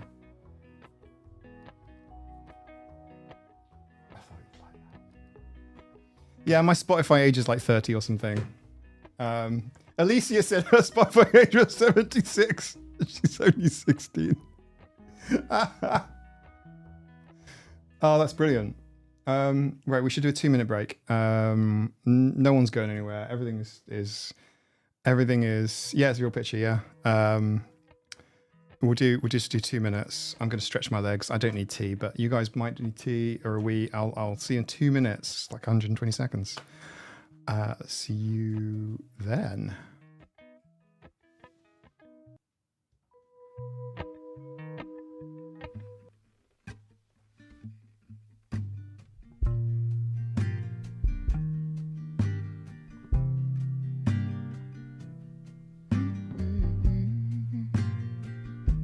See you, Sam. Thanks for joining in. Merry Christmas and Happy New Year to you. Come on, soft, turn the key and cooler on. Push a pause for relief. Free pass, you don't even have to ask to be the cat in the sun. Someday I will see the whole deal through. Today I've got better things to do. Okay, to leave a little bit undone and be the cat In the sun. That's my be the cat in the sun. Of course, going as well. It's just a 2-minute break. See you, Claire. Set aside every empty spreadsheet line and loosen up on the grind. Simmer down, settle back and mess around. Be the cat in the sun. Someday I will see the whole deal through. Kylie Daly. Amazing. Great artist. She's also one of my top I've got listeners. better things. She's got some amazing songs.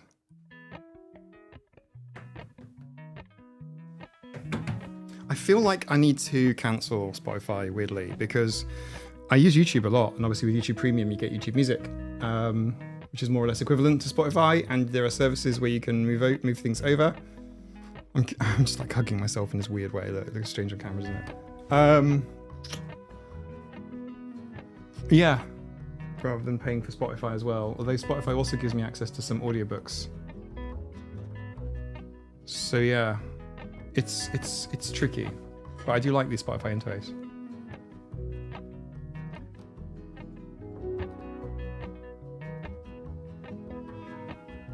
YouTube Music also has free. Spotify also has free, but it's got ads.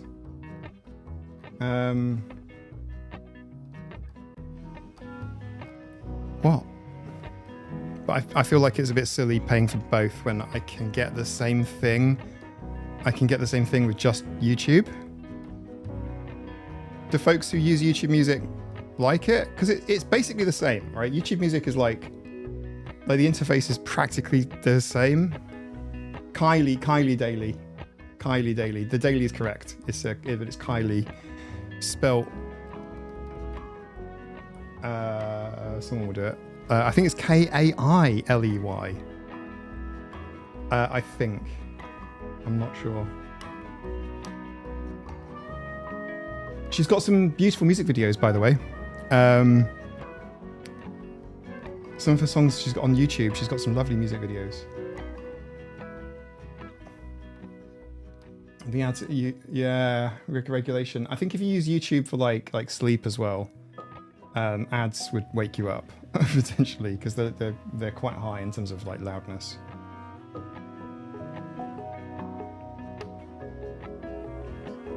Oh, it's just Kylie spelt like Kylie Minogue, Kylie. K-L-Y-I-E, and Daily is D-A-I-L. Thank you very much, Ashley. Yeah, I do rate Kylie Daly's music.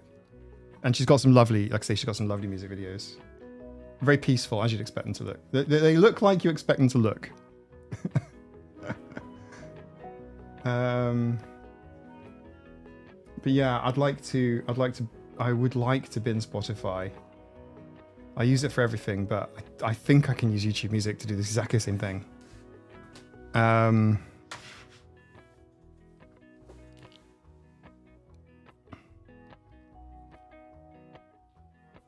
Oh, it is golden. Yeah, it is really wholesome. But I know what you mean. I'm a bit allergic to seeing kids on the internet with their parents as well. It's kind of hard to explain. Most of the time, it's lovely, but I think when you've seen too many kind of like parents doing weird shit with their kids for social media, it's not good. I don't see many routes, out of that lead to happiness and happy times. Emma, please move. Right, okay. Right. Oh, good. Yeah. Excellent. Yannick, Happy New Year. I hope bed is lovely and peaceful and your pillows are nice and cool. I think it's one of the reasons why I avoid, for some reason, TikTok has a high proportion of autism parents, and that is beyond the pale for me. Like filming their kids for content. The psychological communication level is, look how hard I have it, look how awful my life is. Not saying it's all like that, but there's enough of it there to be quite hard going. It's like, why am I exposing my brain to this? So when I do look on TikTok is mentioned in my next video, but there aren't any clips in it from TikTok. But if you do look on TikTok and you type in the word autism, for example, like autism meltdowns is like number 2, and it's like, okay. If you were to click that, you would see some adults talking about lived experience, which is great. I think more of that in the world is a good thing. But then there's an awful lot of like parents showing their kids being distressed, and it's horrible.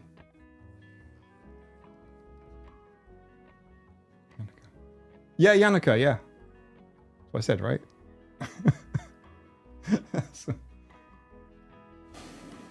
Spotify's on the boycott list. ICE ads, really?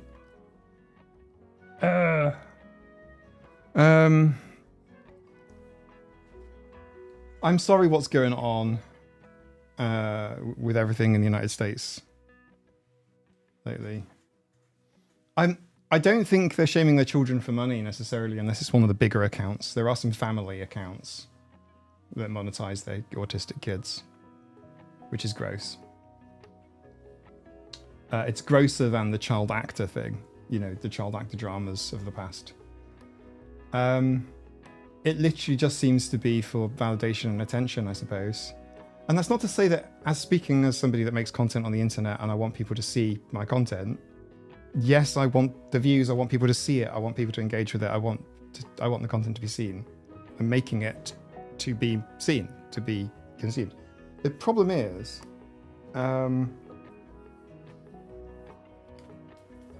as an adult, I can talk about my own experiences and things, but I can't take a third party, a person who, particularly as a young person, a vulnerable person, and then use them for content. It's pretty gross. I think we can all feel that. And a lot of the time, there's a lot of misinformation there too.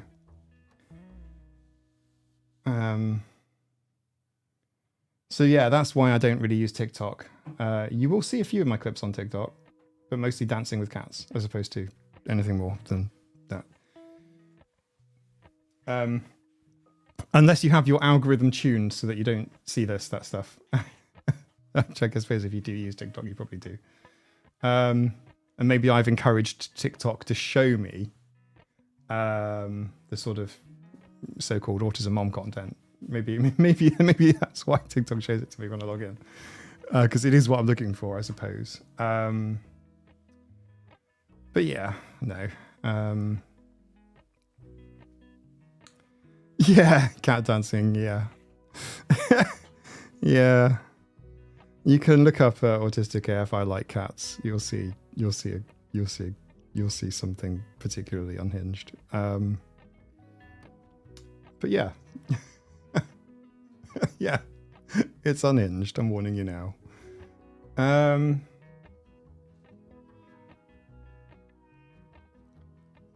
Yeah.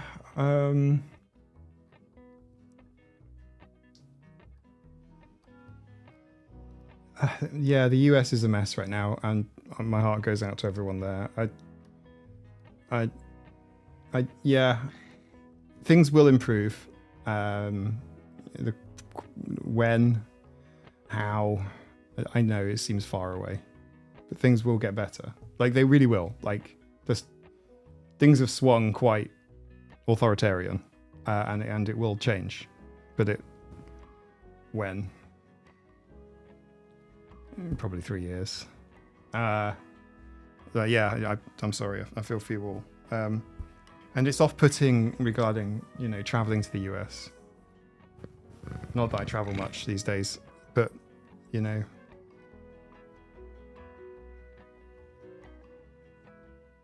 It's great that Meg has so much footage of herself as a child. Yeah. A lot of adults. How I say a lot of adults? I guess you have to be a younger millennial or younger, purely from a tech perspective. Being able to have home video was a real luxury when I was growing up. One that we didn't have. It wasn't that often. There were times when we borrowed like a camcorder, but these things were big. They were like large TV cameras that took big VHS tape. You know what I mean? It's messy and just complicated to film anything. So yeah, it's good. My dad was really into photography, so I've got tons of photos. But I'm really grateful for them. My dad had one of those VHS tape ones. Yeah, they're so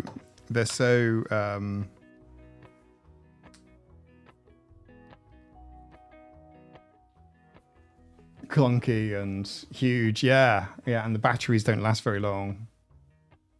Minutes.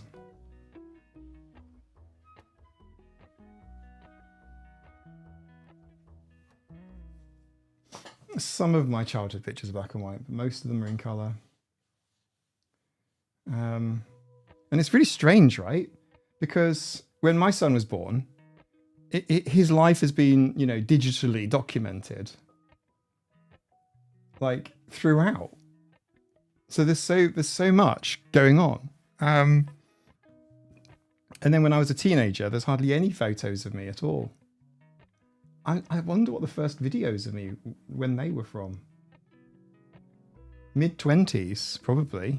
Yeah.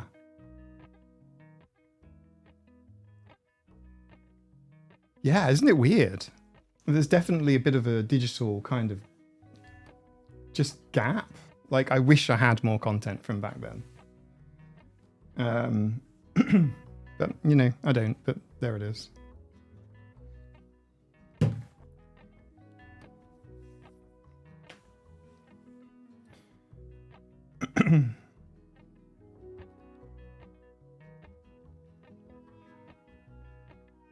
Granite's a state of mind. Yes. Yes. I have confidence that you will. I mean, how can the US not? You'll be all right. I'm okay existing as a pastless cipher. Yeah, I know what you mean. It is kind of weird, yeah. But yeah, I suppose that's kind of the difference being born in or growing up in the 80s and 90s. by late 90s, you know, even like disposable cameras were pretty common and relatively affordable. When you go back to the early 90s, it was a different picture entirely. Everything was expensive and, you know, deliberate. And now we just have like, just nearly unlimited content. I mean, I'm making a video right now. This is live. It just blows my tiny little brain. But that's only because of the era in which I've lived, whereas my son, this is normal to him. It's really strange.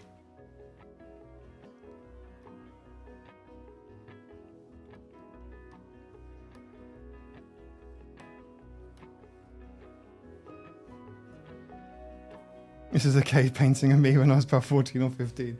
Yeah, basically. That's what it feels like. In fact, there's so few photographs generally of people from that era. One thing that's quite funny, some of you have posted photos of you as young teenagers in the Discord on the Childhood Photos channel. And what's super amusing is that in some of those photos, you could almost trick yourself into thinking that they were your memories too, because we all kind of looked very similar. The photographs, it's like we're all using the same Instagram filters, and we've got the same kind of, you know, dress sense or fashion, or the same poses and the same looks and the same rooms, and there's like it's just weird to me. Some of the young teenage photos, it's like, holy shit, we could have all known each other. We are all like peers, effectively. There's a few photos in particular I'm thinking of, and it's like, what the hell is going on? But it's just interesting, right? I've noticed that in the Childhood Photo channel, right? Isn't it funny? Isn't it weird? But I feel like that exists only because of the era of the photo. And there's a certain aesthetic to a lot of the photographs that are all very similar to them. There is a certain indescribable quality to them.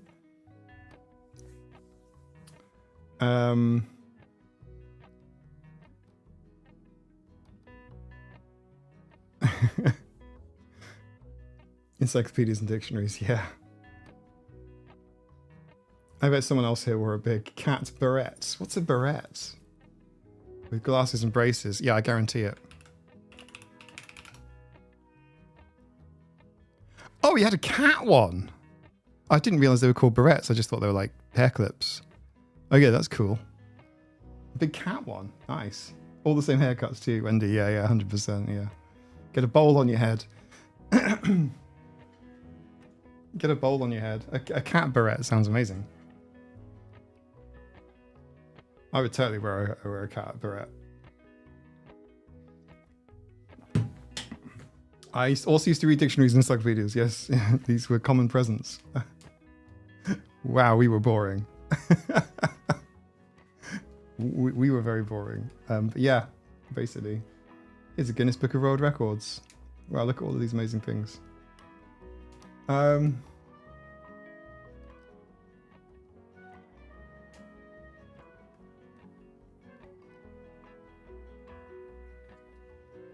Someone just said like a cat beret now. Do you know what? A hair clip. I know what hair clips are. I've seen them. But it's like I've never heard the phrase beret before. That's amazing. I'm looking at like cat headbands right now, by the way. I store them under the camera. I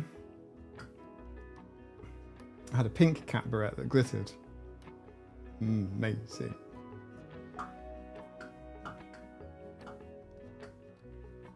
We're very poor, but my cats put them anyway. Sometimes they really did the right thing. Oh. I have flares and semi-kid pics. Yeah, I think flares, they were definitely around. I don't think I had anything flared. Not significantly flared. I think it's called boot cut. Where like it would be like mildly flared. I think that's what it means. I don't know. I could be completely wrong here. Q 100 autistic people correcting me on the internet. But like, I didn't wear jeans until I was like 10. Oh yeah, Zbird, same here. It was like a big challenge for my parents to get me into like jeans or proper trousers. Here's the irony. Here's where things get better, Zbird. Jeans like these, they're basically like leggings. Jeans now, it's not made of the same material. They are like super stretchy and cozy and comfy. My jeans are like more flexy than even a pair of like fluffers.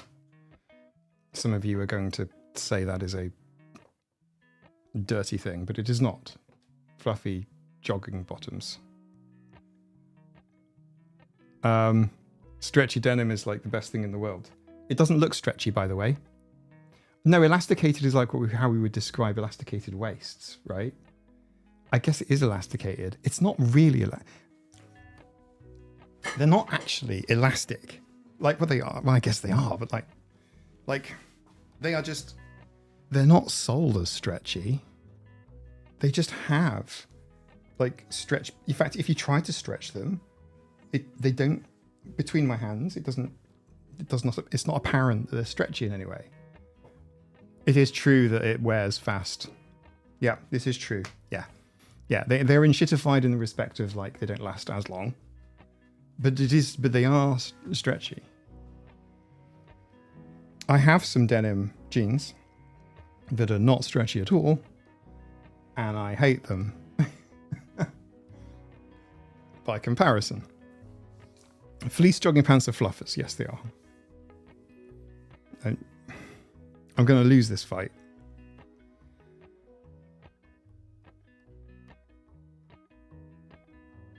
You see, this is the thing. There is a lot less rubbing. Like, because you can move around and the jean moves with you, as opposed to... It's a good material. Whatever it is, it's a good material. It's not all, like... It's hard to explain. Some of you know exactly what I'm talking about. What's the record? It's the industry. Okay. I only knew about this from you lot. You've ruined my innocence. The flares as a kids, they were wider. Yeah. I know what you mean. And it's definitely a thing, isn't it?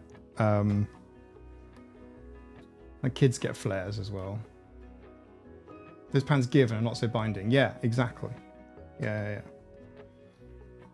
My brain is only just getting used to this idea that these trousers are called pants to many of you.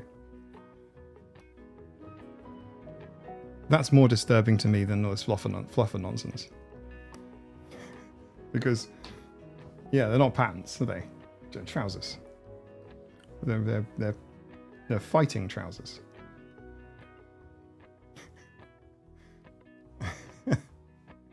Not pants.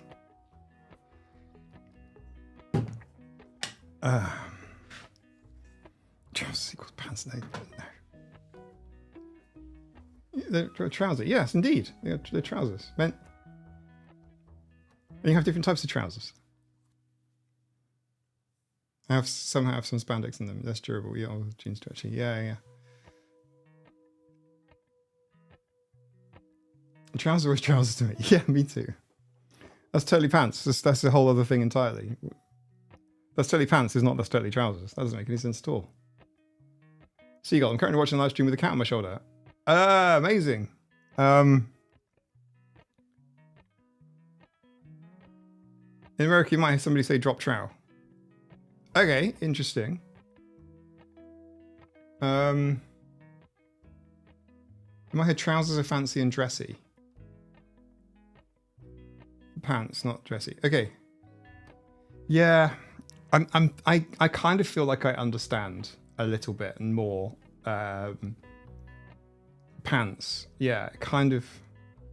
Maybe it's from like video games as well, because like in video games, a lot of the time, American English is used instead of British English. So like trousers are, can be referred to as pants. That's kind of like, that's often like one-for-one alternative. So you can kind of indoctrinate yourself into understanding the pants thing. Pants is what a dog does when they're tired. It's all cats pajamas. Slacks. Yeah, slacks is another word that's not used here so much. But it is a bit. Yeah, underwear is pants, yeah. Hi Tracy, what you've joined us at an invigorating moment talking about you know, lederhosen.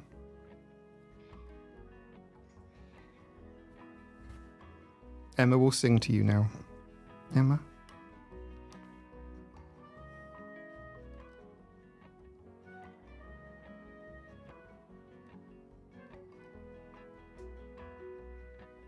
We wait. We wait for the song. The song is coming.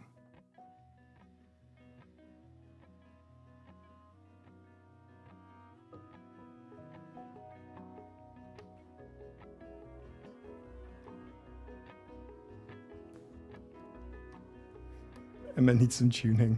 Emma is uncharged. Emma needs some dreamies, but there's none left. I'm sure there are in the house some dreamies, but there's just none here.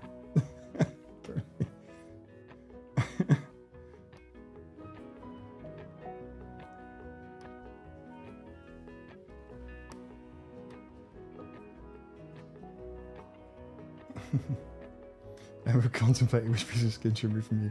Yeah, I was aware, reading Emma's body language there. You don't need to read Emma's body language. Emma is always incredibly emotional. She doesn't know how to manage her emotional energy. But yeah, she manages it by attacking. I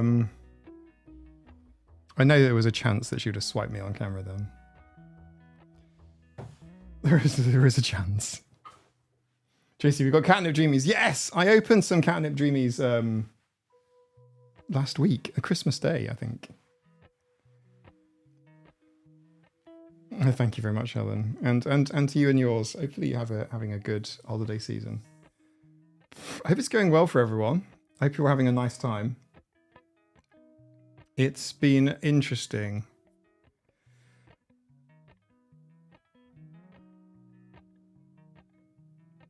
To be fair, Mike, it's been a while since we've seen you bleed. Well, it hasn't been a while since I've sliced myself. I think the worst time I sliced myself was the cucumber circumcision video.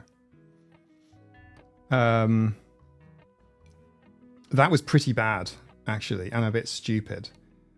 I had to film the video sort of upside down, so I was sort of cutting in a weird way, but I'm not watching the knife, I'm watching the camera.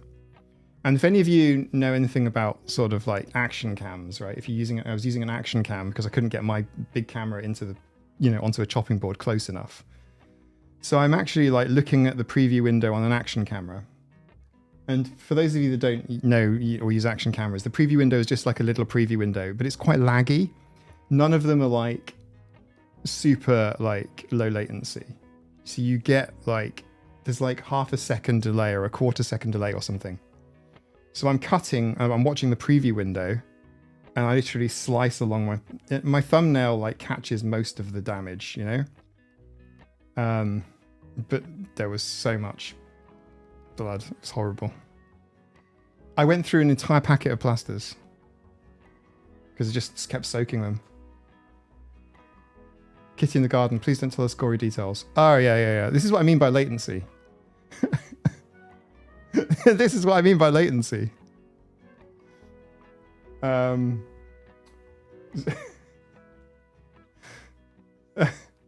Next in the series, zucchini circumcision video. Yeah. Zucchini. Okay, fine. Yeah, courgette. Okay, I know what you mean. I have to translate a little bit sometimes. Back to English, Learned all my fashion from Ricky LaFleur and Silent Bob. Silent Bob. Amazing. Yeah. When the Royal Mail bothers to deliver your parcel to you. Helen, thank you so much. Please don't feel like you had to. That's super kind of you. I'm looking forward to it. Actually, that'd be kind of fun. We did no presents this year at Christmas. We had a 0 present Christmas. Although the memo didn't seem to work with my parents, so I had to go and get them some nice things and stuff to unwrap, which made sense, by the way. That was always going to happen, especially this year. Yeah, so it's been quite nice to open stuff. We don't have to, but it's just treats. Treats are amazing. Have you seen Anna Ferret lately?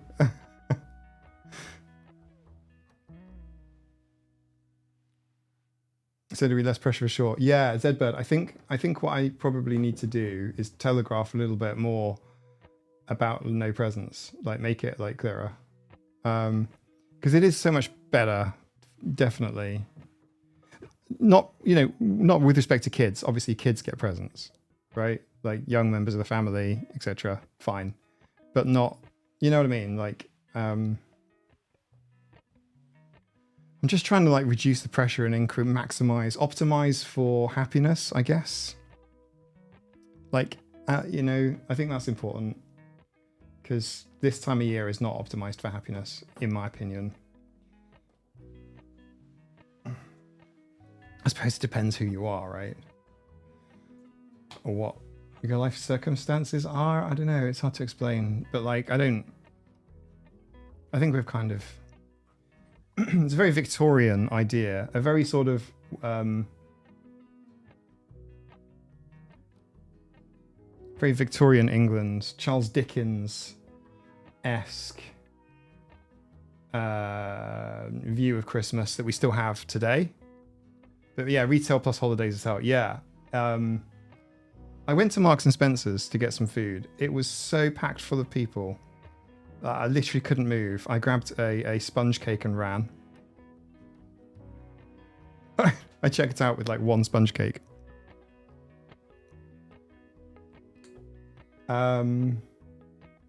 Yeah, it's just like there's just like, do you know what I mean? It's just like there's the huge amount of people and stuff. So we do no presents too, except kids. Yeah. I actually think that works really, really well. I reckon. I think optimum is. Like kids / young people in the family, like, yeah, they should have a present or something, or presents as normal, like really focus on them. And then like adults can just, I don't know, have a nice drink or something or some nice food or play some games, not necessarily charades or whatever. Just like have a night, do you know what I mean? Just focus on the happiness, We kept it small, simple, focus on food and relaxation. Yeah, 100%. That's the way. That's S tier. For sure. I was thinking, obviously I've been streaming at Christmas, right? So last week I did 3 live streams. The year before I did like 5 or 6. And predominantly the reason why I was doing that is because I was thinking about people that were alone at Christmas. People that were on their own. Those lucky fuckers.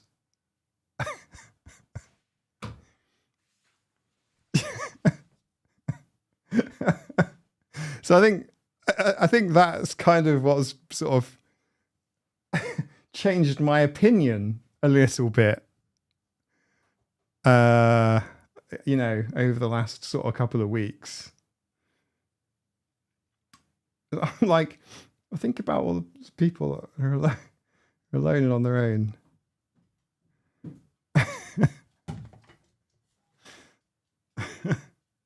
Yeah.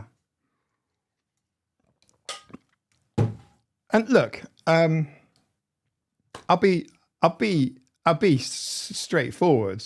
And that is that having community is lovely and it's important. The live stream was a highlight of Christmas Day for me, so thank you for doing it. Absolutely. You're 100% welcome. It was for me as well.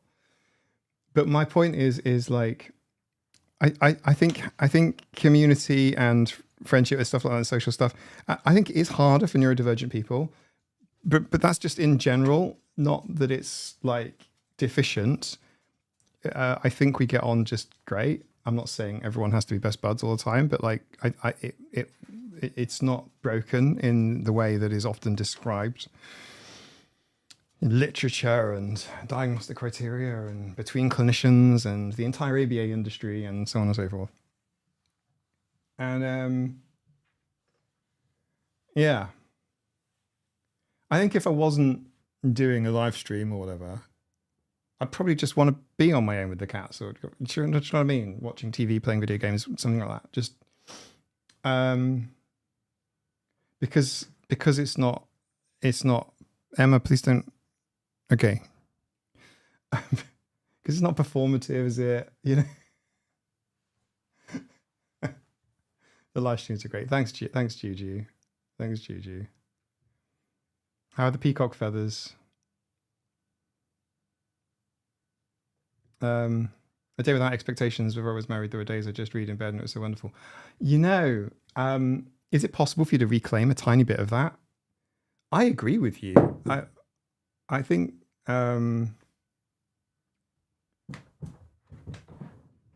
yeah, I wonder if it's possible to do that again. I might experiment with that a bit if it's even possible. You know, to just fuck off obligations for like a whole day. You know, yeah, just sit, lie down in bed all day, or just like sit in the garden, even maybe on a nice summer's day, and just read. It'd be great. Very resetting as well. I forgot live streams. Wish I'd remembered for Christmas Day. Hey, Esmeralda, do you know what? It's not your fault, because I should have put a schedule out way in advance. The way the Christmas live streams worked is I announced them on Discord, okay, like 15 minutes before starting them. It was like, I think I gave like an hour or two's notice once. It was seat of the pants type stuff.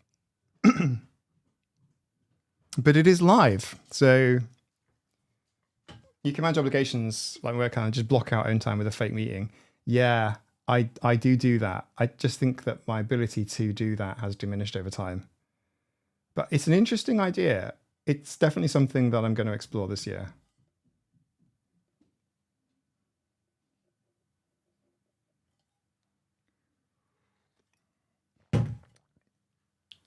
You don't see police cats. Well, I was going to say you don't.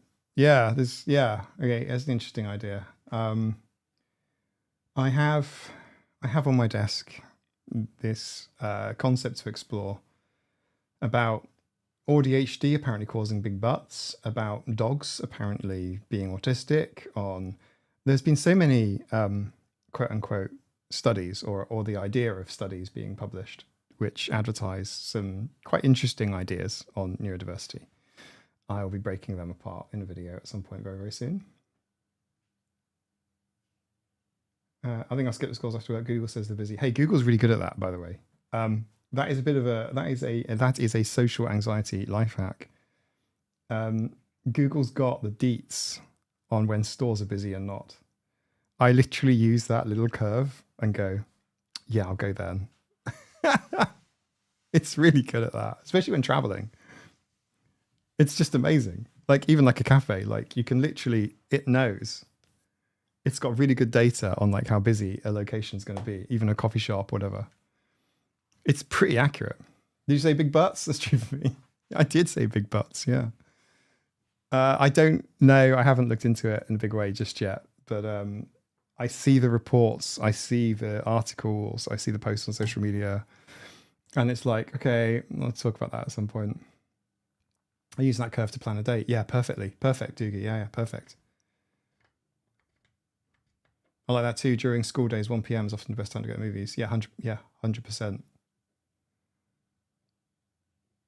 Mike is planning on looking into butts. In a manner of speaking. Although I did do the cycle of ass, breaking the cycle of ass stream earlier on in the year. That was quite busy, actually. The whole the whole concept of, you know, drama triangles and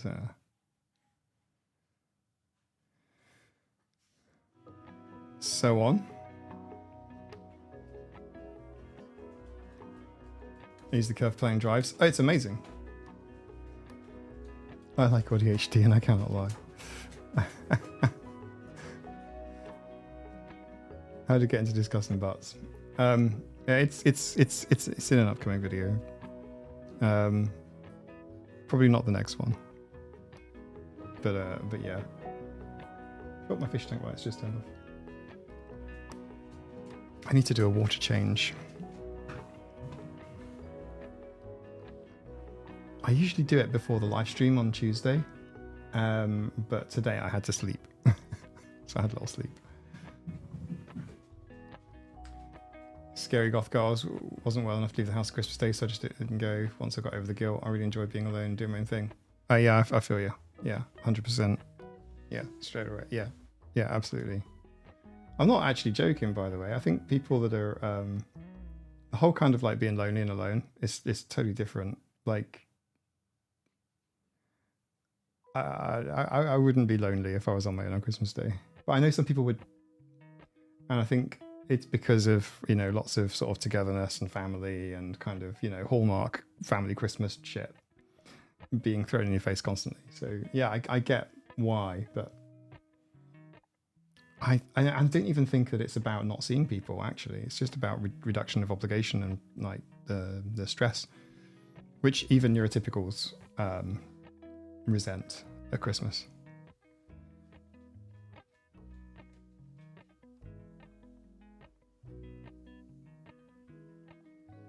Yeah. I mean, sometimes I feel lonely too. And the irony is, of course, is that I don't know that I've ever felt lonely when I've been on my own, but I have felt lonely, which means it's been around people. I have felt lonely and alone around people. It's a Venn diagram that I think would be true for everybody. It's an interesting thought. It's on the list.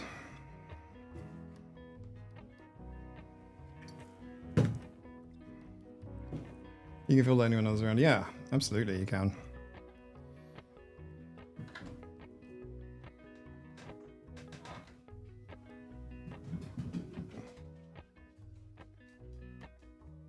Everything feels so forced at Christmas. It's not that it can be cozy and nice, but it has to be cozy and nice. Yeah, I get you. It's a bit PDA-ish as well, isn't it? It's like, fuck you, I'm not going to be cozy and nice. We can't be cozy and nice today. Yeah, because it feels forced. I agree with you, 100%. Christmas Eve, the week leading up to Christmas is often much more pleasant. Even, yeah, yeah, I think it's the enforced frivolity. This is the government-approved festive time. So yeah, it can definitely feel like that.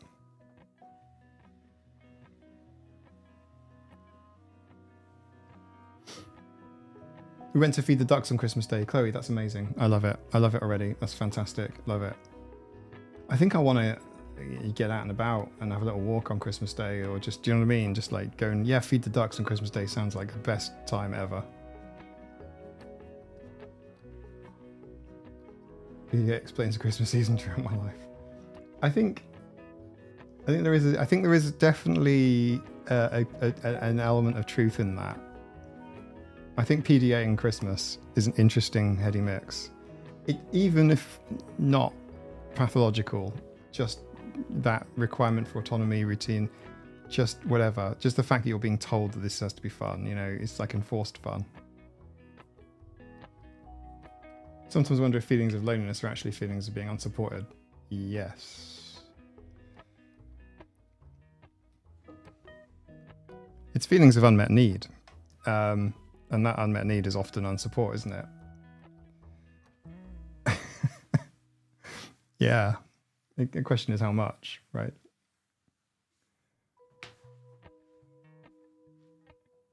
Yeah, 100%. I have...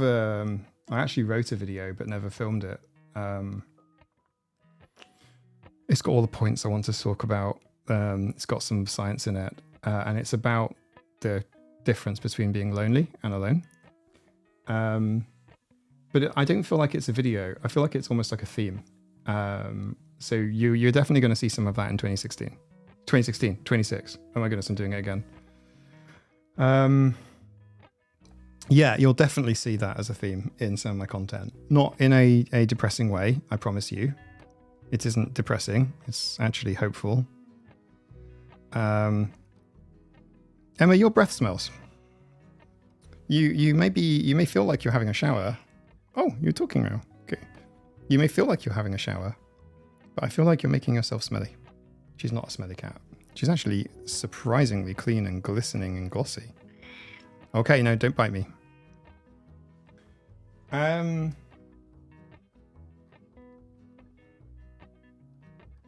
Solo dates and stuff, amazing. Yeah, 100%. I will, but I will point you in the direction of Sid Batty, who was in my plushies video. He makes an awful lot of mental health content. Mostly, well, as a man who's solo traveling, going on solo dates, that kind of thing. Yeah, 100%. Yeah, totally. I'm totally happy going out on my own. And the only thing is, I feel guilty if I'm going out and like treating myself, or if I'm going out and I get a meal on my own. I haven't done it that often because it feels like, oh, this is like quality time. It should be spent with someone as opposed to just on my own. It's a weird mental bridge to get over, but you should get over it because you deserve it. It is also cheaper.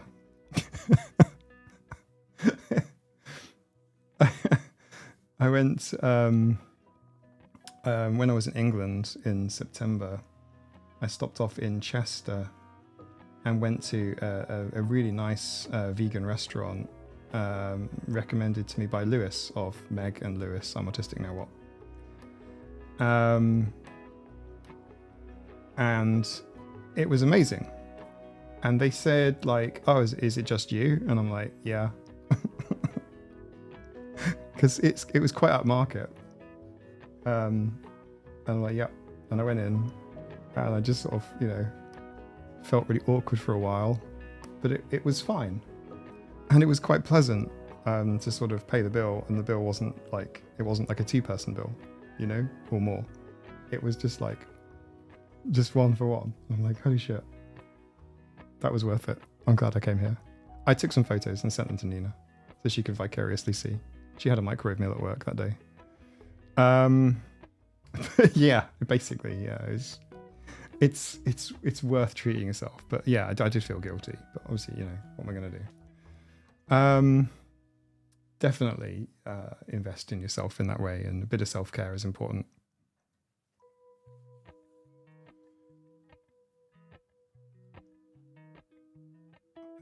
Sorry, my brain is calculating. We'll go to the after party soon. Sorry. People not a big fan, thanks for being here. Merry Christmas and Happy New Year. Merry Christmas and a Happy New Year. Sorry, I don't have the live. I've got my streaming software open. But I need the live window open.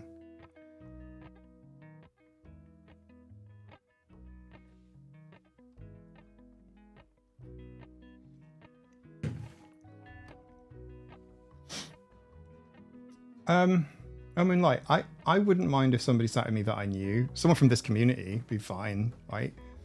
But like, yeah, do a one-person date. Yeah. Treat yourself. Just basically just go out for some food. Yeah, it's often called that, like now. It's often called like a solo date, which is a weird framing, but I understand what it means. But I think, yeah, go on your own. Definitely, 100%. I mean, to be fair, even if you're a bit off peak time, right? So if you go like during peak time, like say 6-7 p.m, I think like wait staff would find that weird because they want to sell like a cover for 2 people. They want to make more money. But like if you go during the afternoon or something, or go for lunch, like just bloody do it. It'd be great. Go for lunch somewhere. Treat yourself. Have a nice meal. Get yourself a glass of wine if you want, and just have a nice time. People watching is fantastic.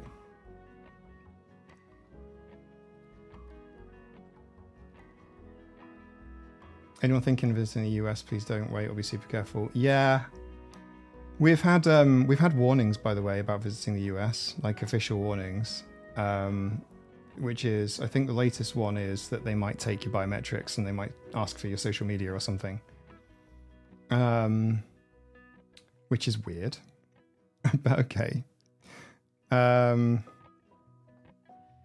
So yeah, I would love to go and visit go and visit the US. There's some places I haven't been to the US for ages. I think my last trip to the US was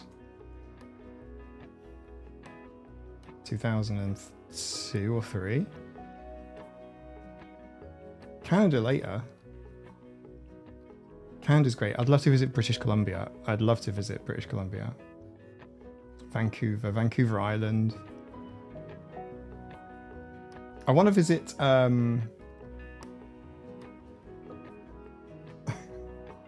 what's that place beginning with C in the middle? Oh yeah, where Denver is, yeah. Colorado, that's it. Yeah, Colorado. Colorado's on my hit list. That'd be good to see. New York, I've never been to New York. I'd love to visit New York. New York is, NYC, 100%. So high up on my list. I'd love to visit New York.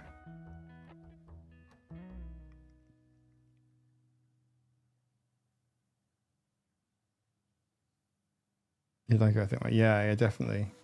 But all for different reasons. I would go to Colorado for a meetup. Oh, Scott's ahead of me planning a meetup. Scott has had an autistic cat meetup already.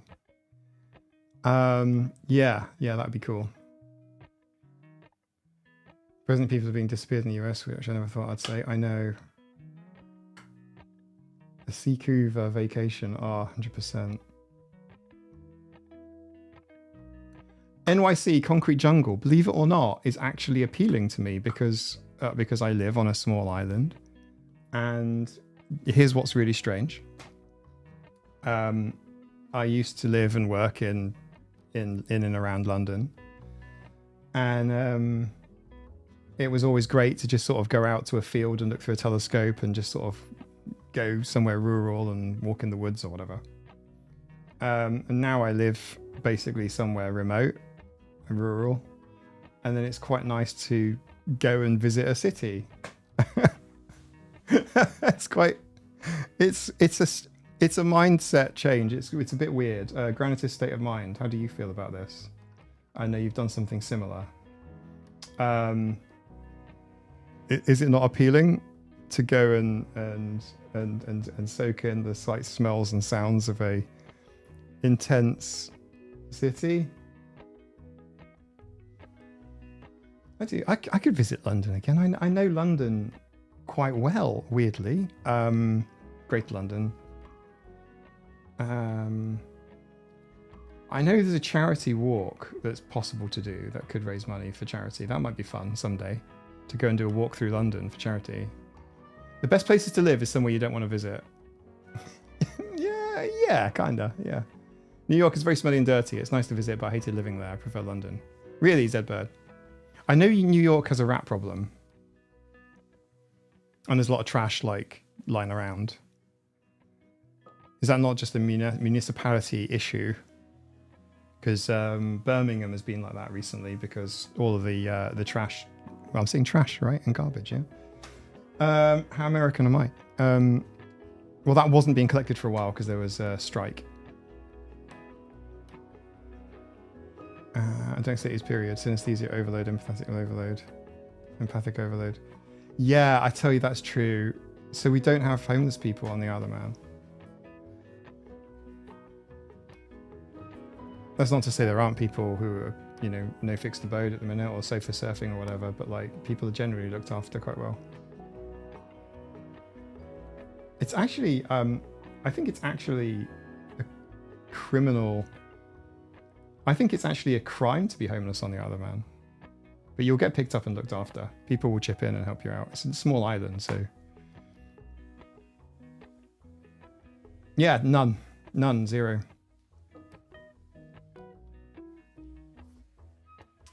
Could we get Elon Musk into OVA therapy? I don't. Yeah, I don't think he'd tolerate it. I don't think any adult for that mind would tolerate ABA therapy. I've been told that autistic adults do ABA, do elect to go into ABA therapy, but has it really happened? Like, do people knowingly do ABA therapy? Do they choose to? Plenty of homeless, but they're just not in plain sight. Yeah, that's true. Sofa surfing, couch surfing. It's nothing like a city, though.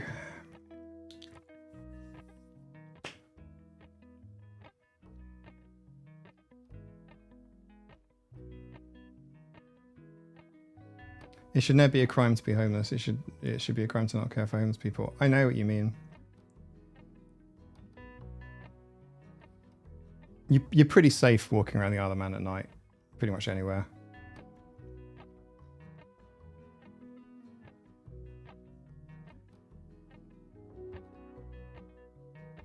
Went to Atlanta, Georgia, and just stood in the balcony at 3 a.m. and vibed. Nice. We had people living in the coastal caves in Port Erin. Are you serious?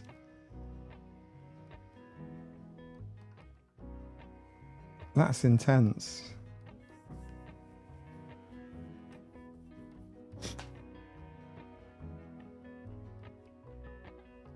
My trackpad is not working because I turned it off because of Anna Ferret.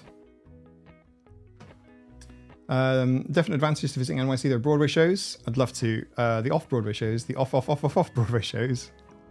The one guy in a black box theatre shows. I don't know what one guy in a black box theatre show is, but yeah. Yeah, I'd love to go and visit a Broadway show. And I do like theatre productions in London. London theatre shows are amazing. The seats are very small in most of the theatres. But yeah, I do miss that. I wouldn't go especially all the way.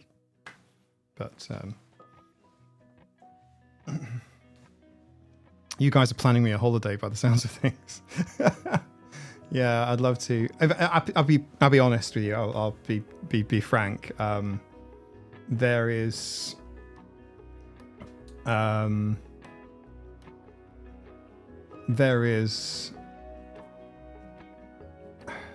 I don't know. I didn't want to be a downer, but yeah, there's zero chance of visiting the US, in the current administration right now. But after that, yeah, yeah, after that, it would be great. It would be lovely.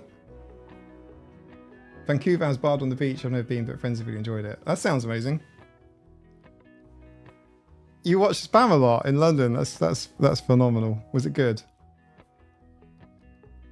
The new UCB Theatre in New York is next to O'Donnell Place, a logo based on a certain hub.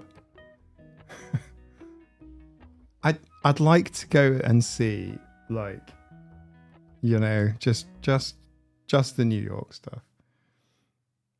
I'd like to go and see the fire station from Ghostbusters, Empire State, all that sort of stuff. It's not safe for now. We'll get it together and have a great time in 2029. Yeah, 100%. I think of you guys in the US very regularly, and it will not last forever.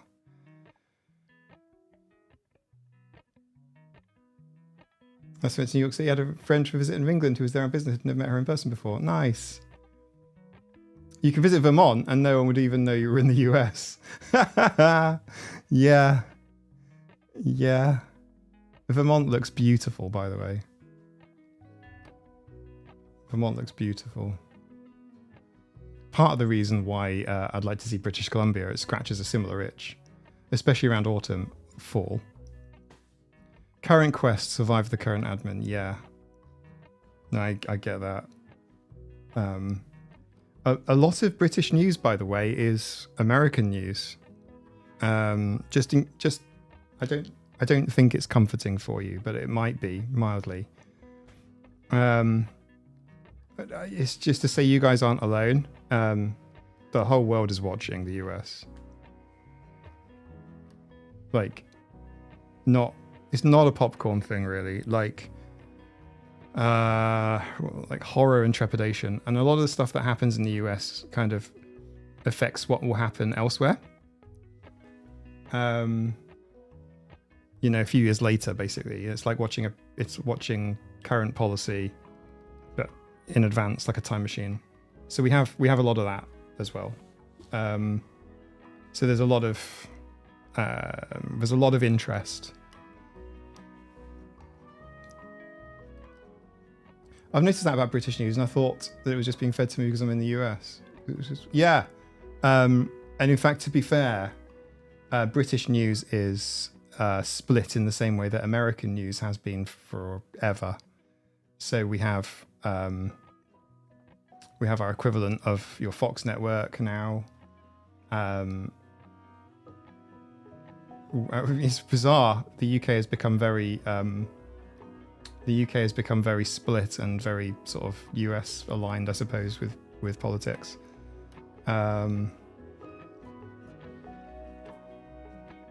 So yeah, it's an interesting one. It's not been fun in the UK either, but US has had bigger issues. Canada sounds like a more sensible place. Canada sounds friendlier. Yeah. Go to Calgary or something. Calgary is also on my hit list for places to visit. Calgary looks beautiful. Years and years and years and years and years ago, I was thinking of moving to Calgary, having never been there.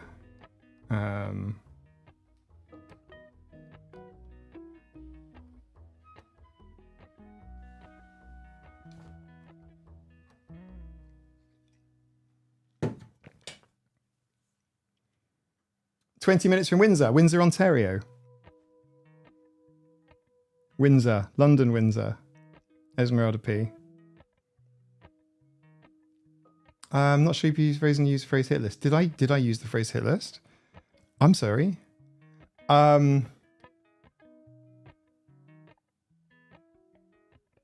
Take care, Robin. Thanks for popping in.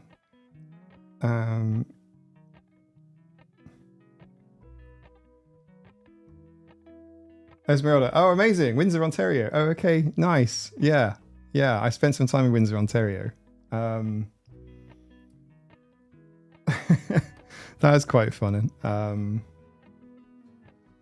Visiting extended family in Mississauga, and Windsor and Toronto. Montreal I have visited, is beautiful. Ottawa again. Yeah. There's a Windsor in Northern California too. Yeah. It's really weird because Windsor to me is like Windsor, as in Windsor, England. Although I've spent more time in Windsor, Ontario than I have in Windsor, England. Which is weird. Yeah. Why couldn't they just call it New Windsor?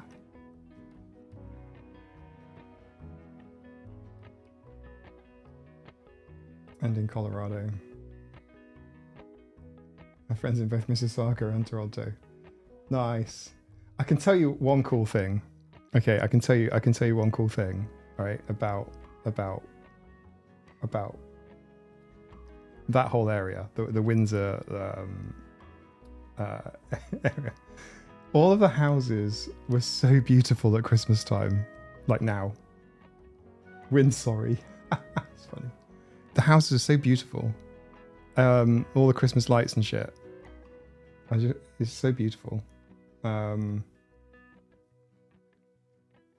Windsor, England has beautiful horse chestnut trees. It does. It still does. Yeah.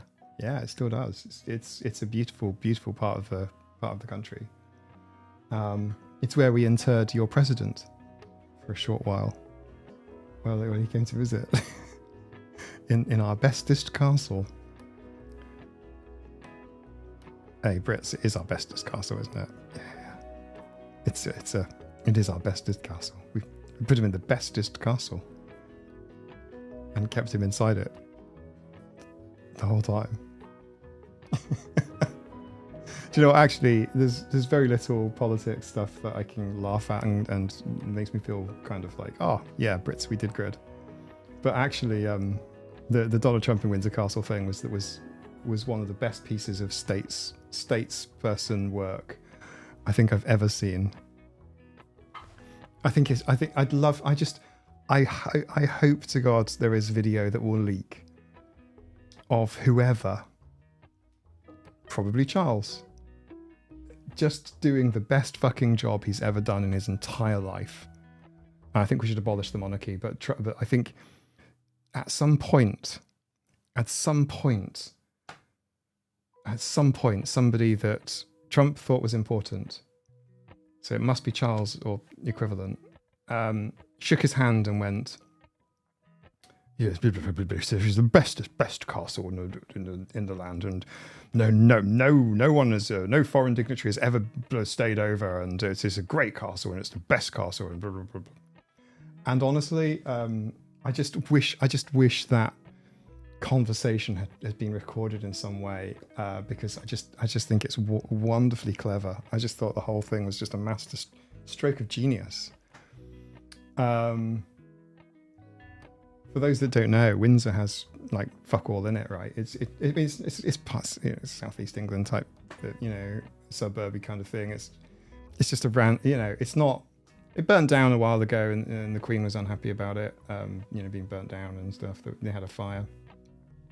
And it is a historic castle, but there's fucking loads of them, and it's nothing that, it's not actually that interesting. I'm no history nerds will rock up and be like, nope, it's important because of this, but realistically, it's not Buckingham Palace. It's not like any of the royal family's like active like homes that they use a lot. It's not Balmoral or whatever up in Scotland. It's like, but it is a way to contain. It is a way to contain to enter the US president and not let him see what was going on outside, or indeed, it was great. It has big stone walls, is what it has. That's what Windsor Castle has. It has big stone walls. It's just clever. It's just so fucking clever. I just love it. I love it so much. It's just brilliant. Whoever did that, well done. Good job. Oh, no, it wasn't just about keeping him inside and away from the media. It was like the protests and stuff. Yeah. So you can't see like big floating Trump baby balloons and anything like that. You know what I mean? Like, there's just no drama. Oh, the biggest stone walls, the best stone walls. Oh, I've never seen any stone walls like it. This is great. But I would love to see, because this conversation absolutely happened. Somebody told him some things. I'm pretty sure the Tower of London also has big stone walls. Yeah, I mean, it hasn't had that many executions, although it was obviously a place to display stuff. Oh, it's so funny.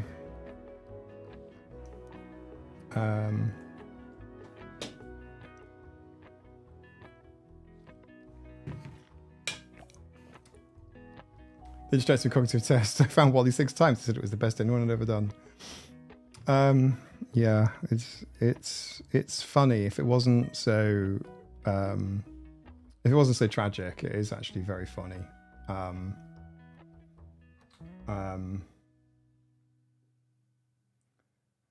Yeah. If it wasn't Castles have dungeons, right? Yeah, they do. Yeah.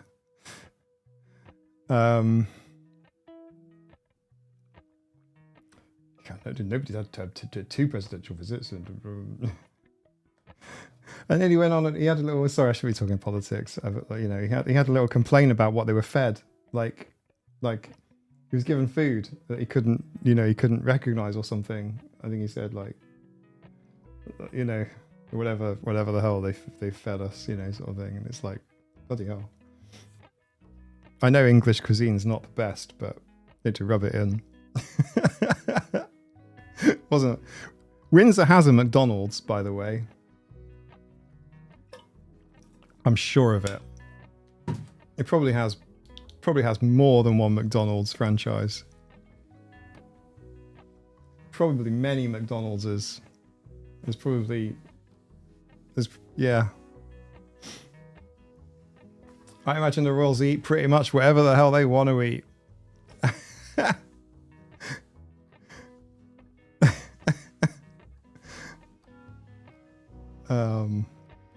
Case to like the fish at McDonald's. Oh, the fillet of fish.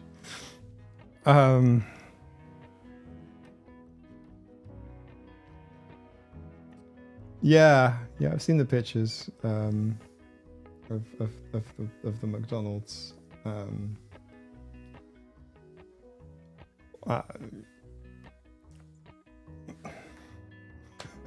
Okay, I guess when you can have anything you want in the world. I haven't had a fillet of fish in a very long time. That's because I'm vegan. But yeah, I'm sure I could make the fish-ish thing.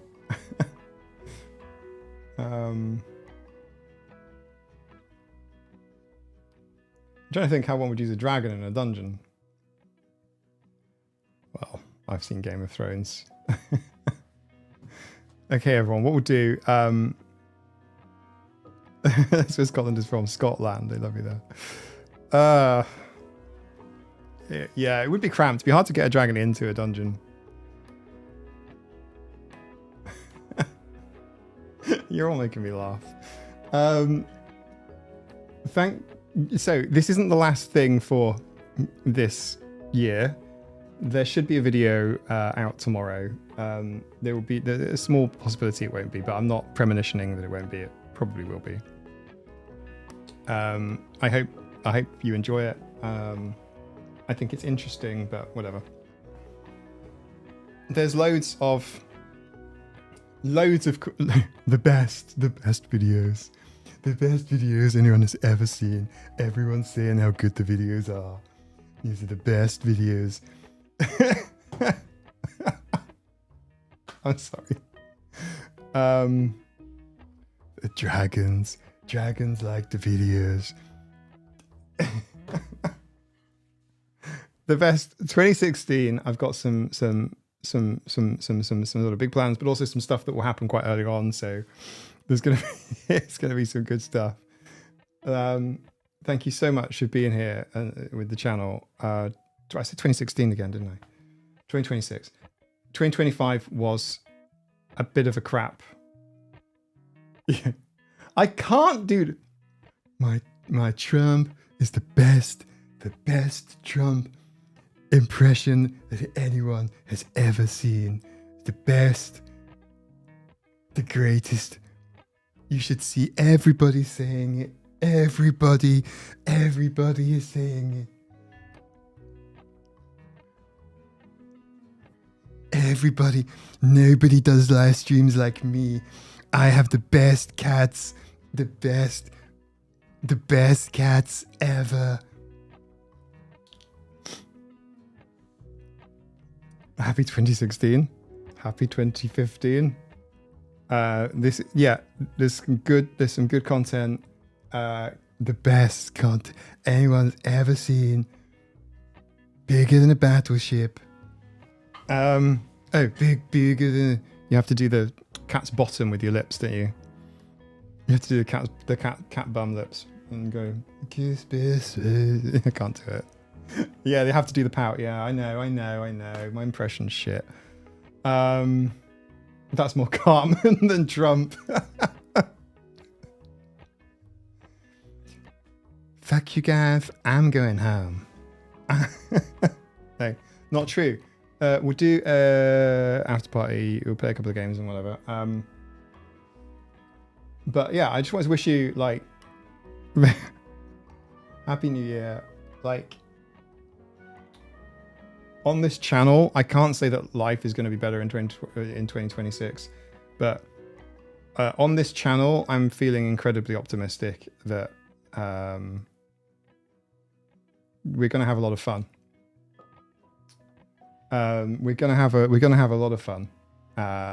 There's some happy things. I was just looking at my video list for 2025, and 2026 would be better. It's quite possible that the videos are going to be like slightly less produced. Maybe there's going to be more of them. That's kind of the plan, is to do more, but by doing a bit less, and we'll see how things pan out. Quite probable that by May-ish, I'll be just doing YouTube, which is terrifying. But it also means that I can do more without burning myself out into little pieces. So we shall see how things go. But yeah, I've got quite a few things in the diary that I think you're all gonna like. There's some sensible things. There's some wild things as well. I'm trying to capture a little bit more of the 2024 energy. Bring that into 2026. Let's just pretend 2025 didn't really happen and just crack on with it. The only thing that, like, man, the ABA thing was just too much. And with all the family stuff as well, it was really difficult. And then everything that's going on in the US, it's just nuts. I'm tired of living through unprecedented times. I would like to live through precedented times and have some fun and do some boring things as well. I want just, you know, like, it doesn't need to be exciting and like super negative. Can we let's just play some music and have some fun, cuddle with some cats. Do you know what I mean?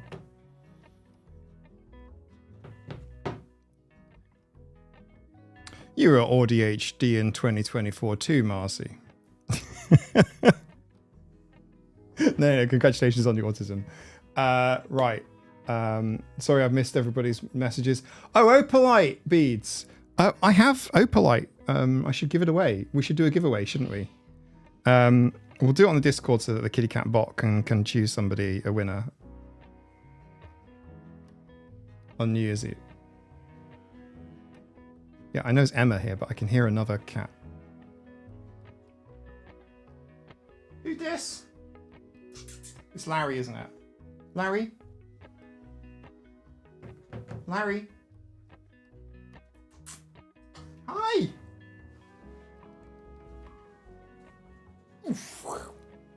This is Larry. Larry wanted to say Happy New Year. Why are you cold, Larry? What's going on? Why do you smell of grass and soil? Yeah, we should do a Discord giveaway. The Discord giveaways are great because it basically means that I don't need to like type everyone's names into a big thing or pull everyone's names out of a jar or something. The Kitty Cat bot, we have a bot, the Kitty Cat, and Kitty Cat can pick someone basically. So you can enter by clicking a button, and then Kitty Cat does the draw, and it's great. So yeah, there is a bead.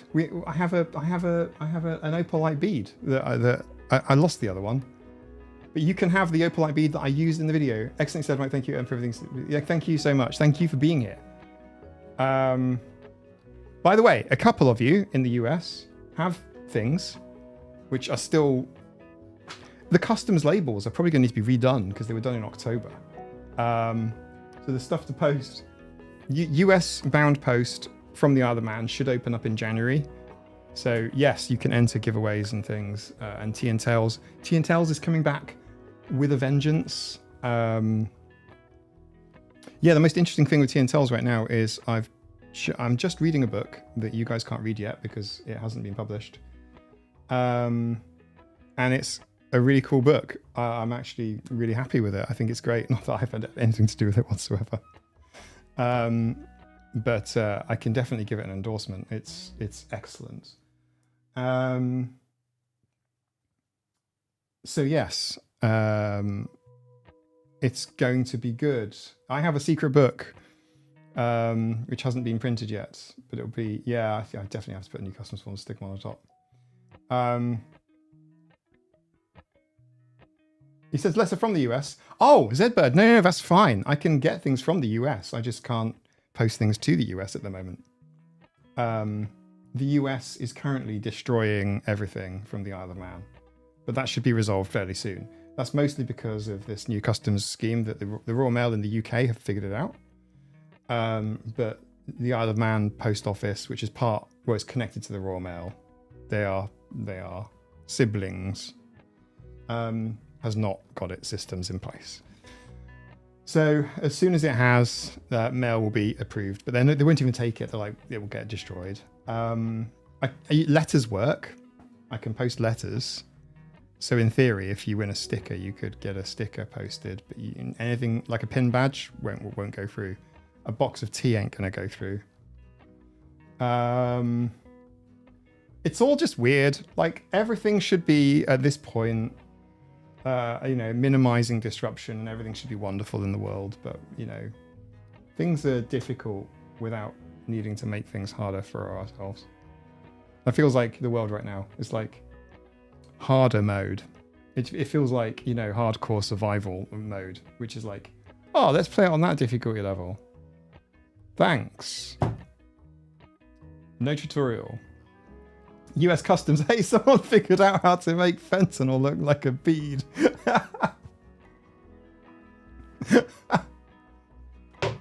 No, it's not fentanyl. It's opalite.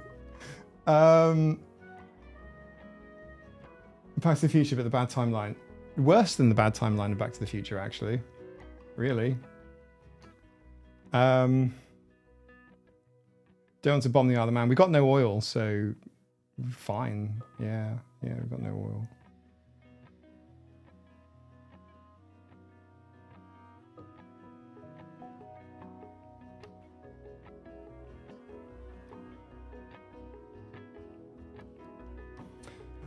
Right. I'll see some of you in the after party. We'll go there and it'd be cool.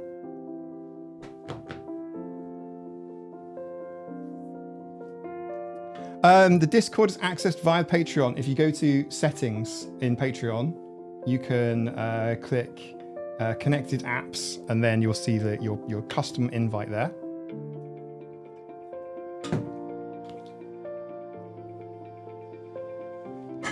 I hope you can still hear me. Sorry, I was having a swig of tea.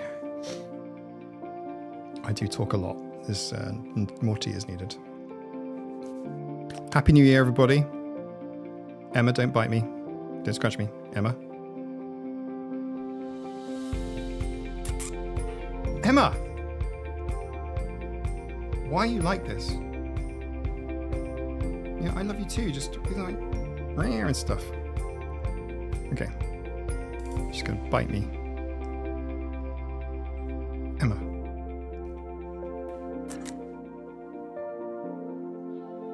Emma!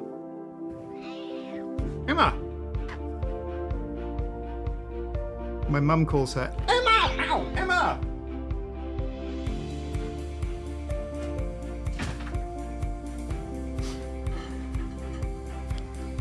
God, that wasn't on the camera. I survived. Emma is fine. I'm okay. Not poor Emma. I'm okay. It's fine. Thank you. I'm okay. Thank you very much. Poor Emma. She's just very passionate. My mum calls her Emma. What was I trying to say?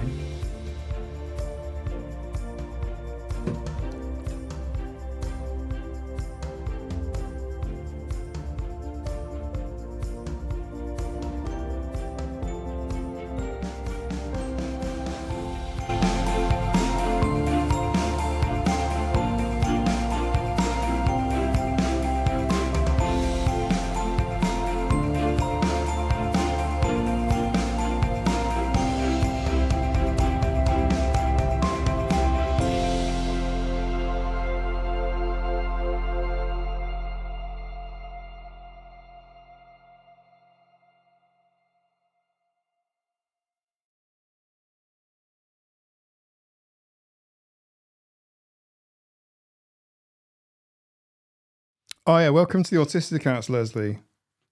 I just think, yeah, we'll hop onto Discord in a second. Is everyone on Discord now? Sorry, give me a sec. I know the screen looks weird. Hang on.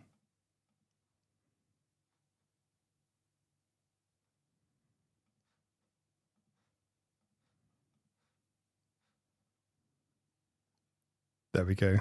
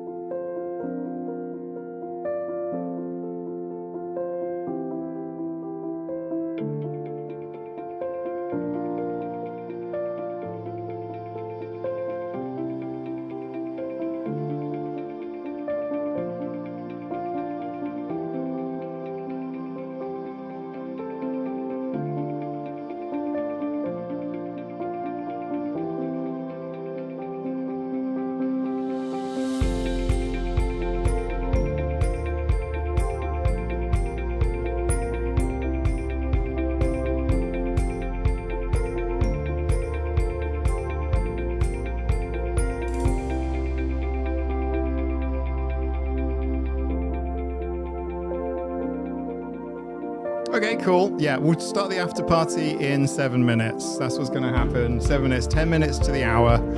We'll get started. Just setting that up in the background there. See you soon. Bye.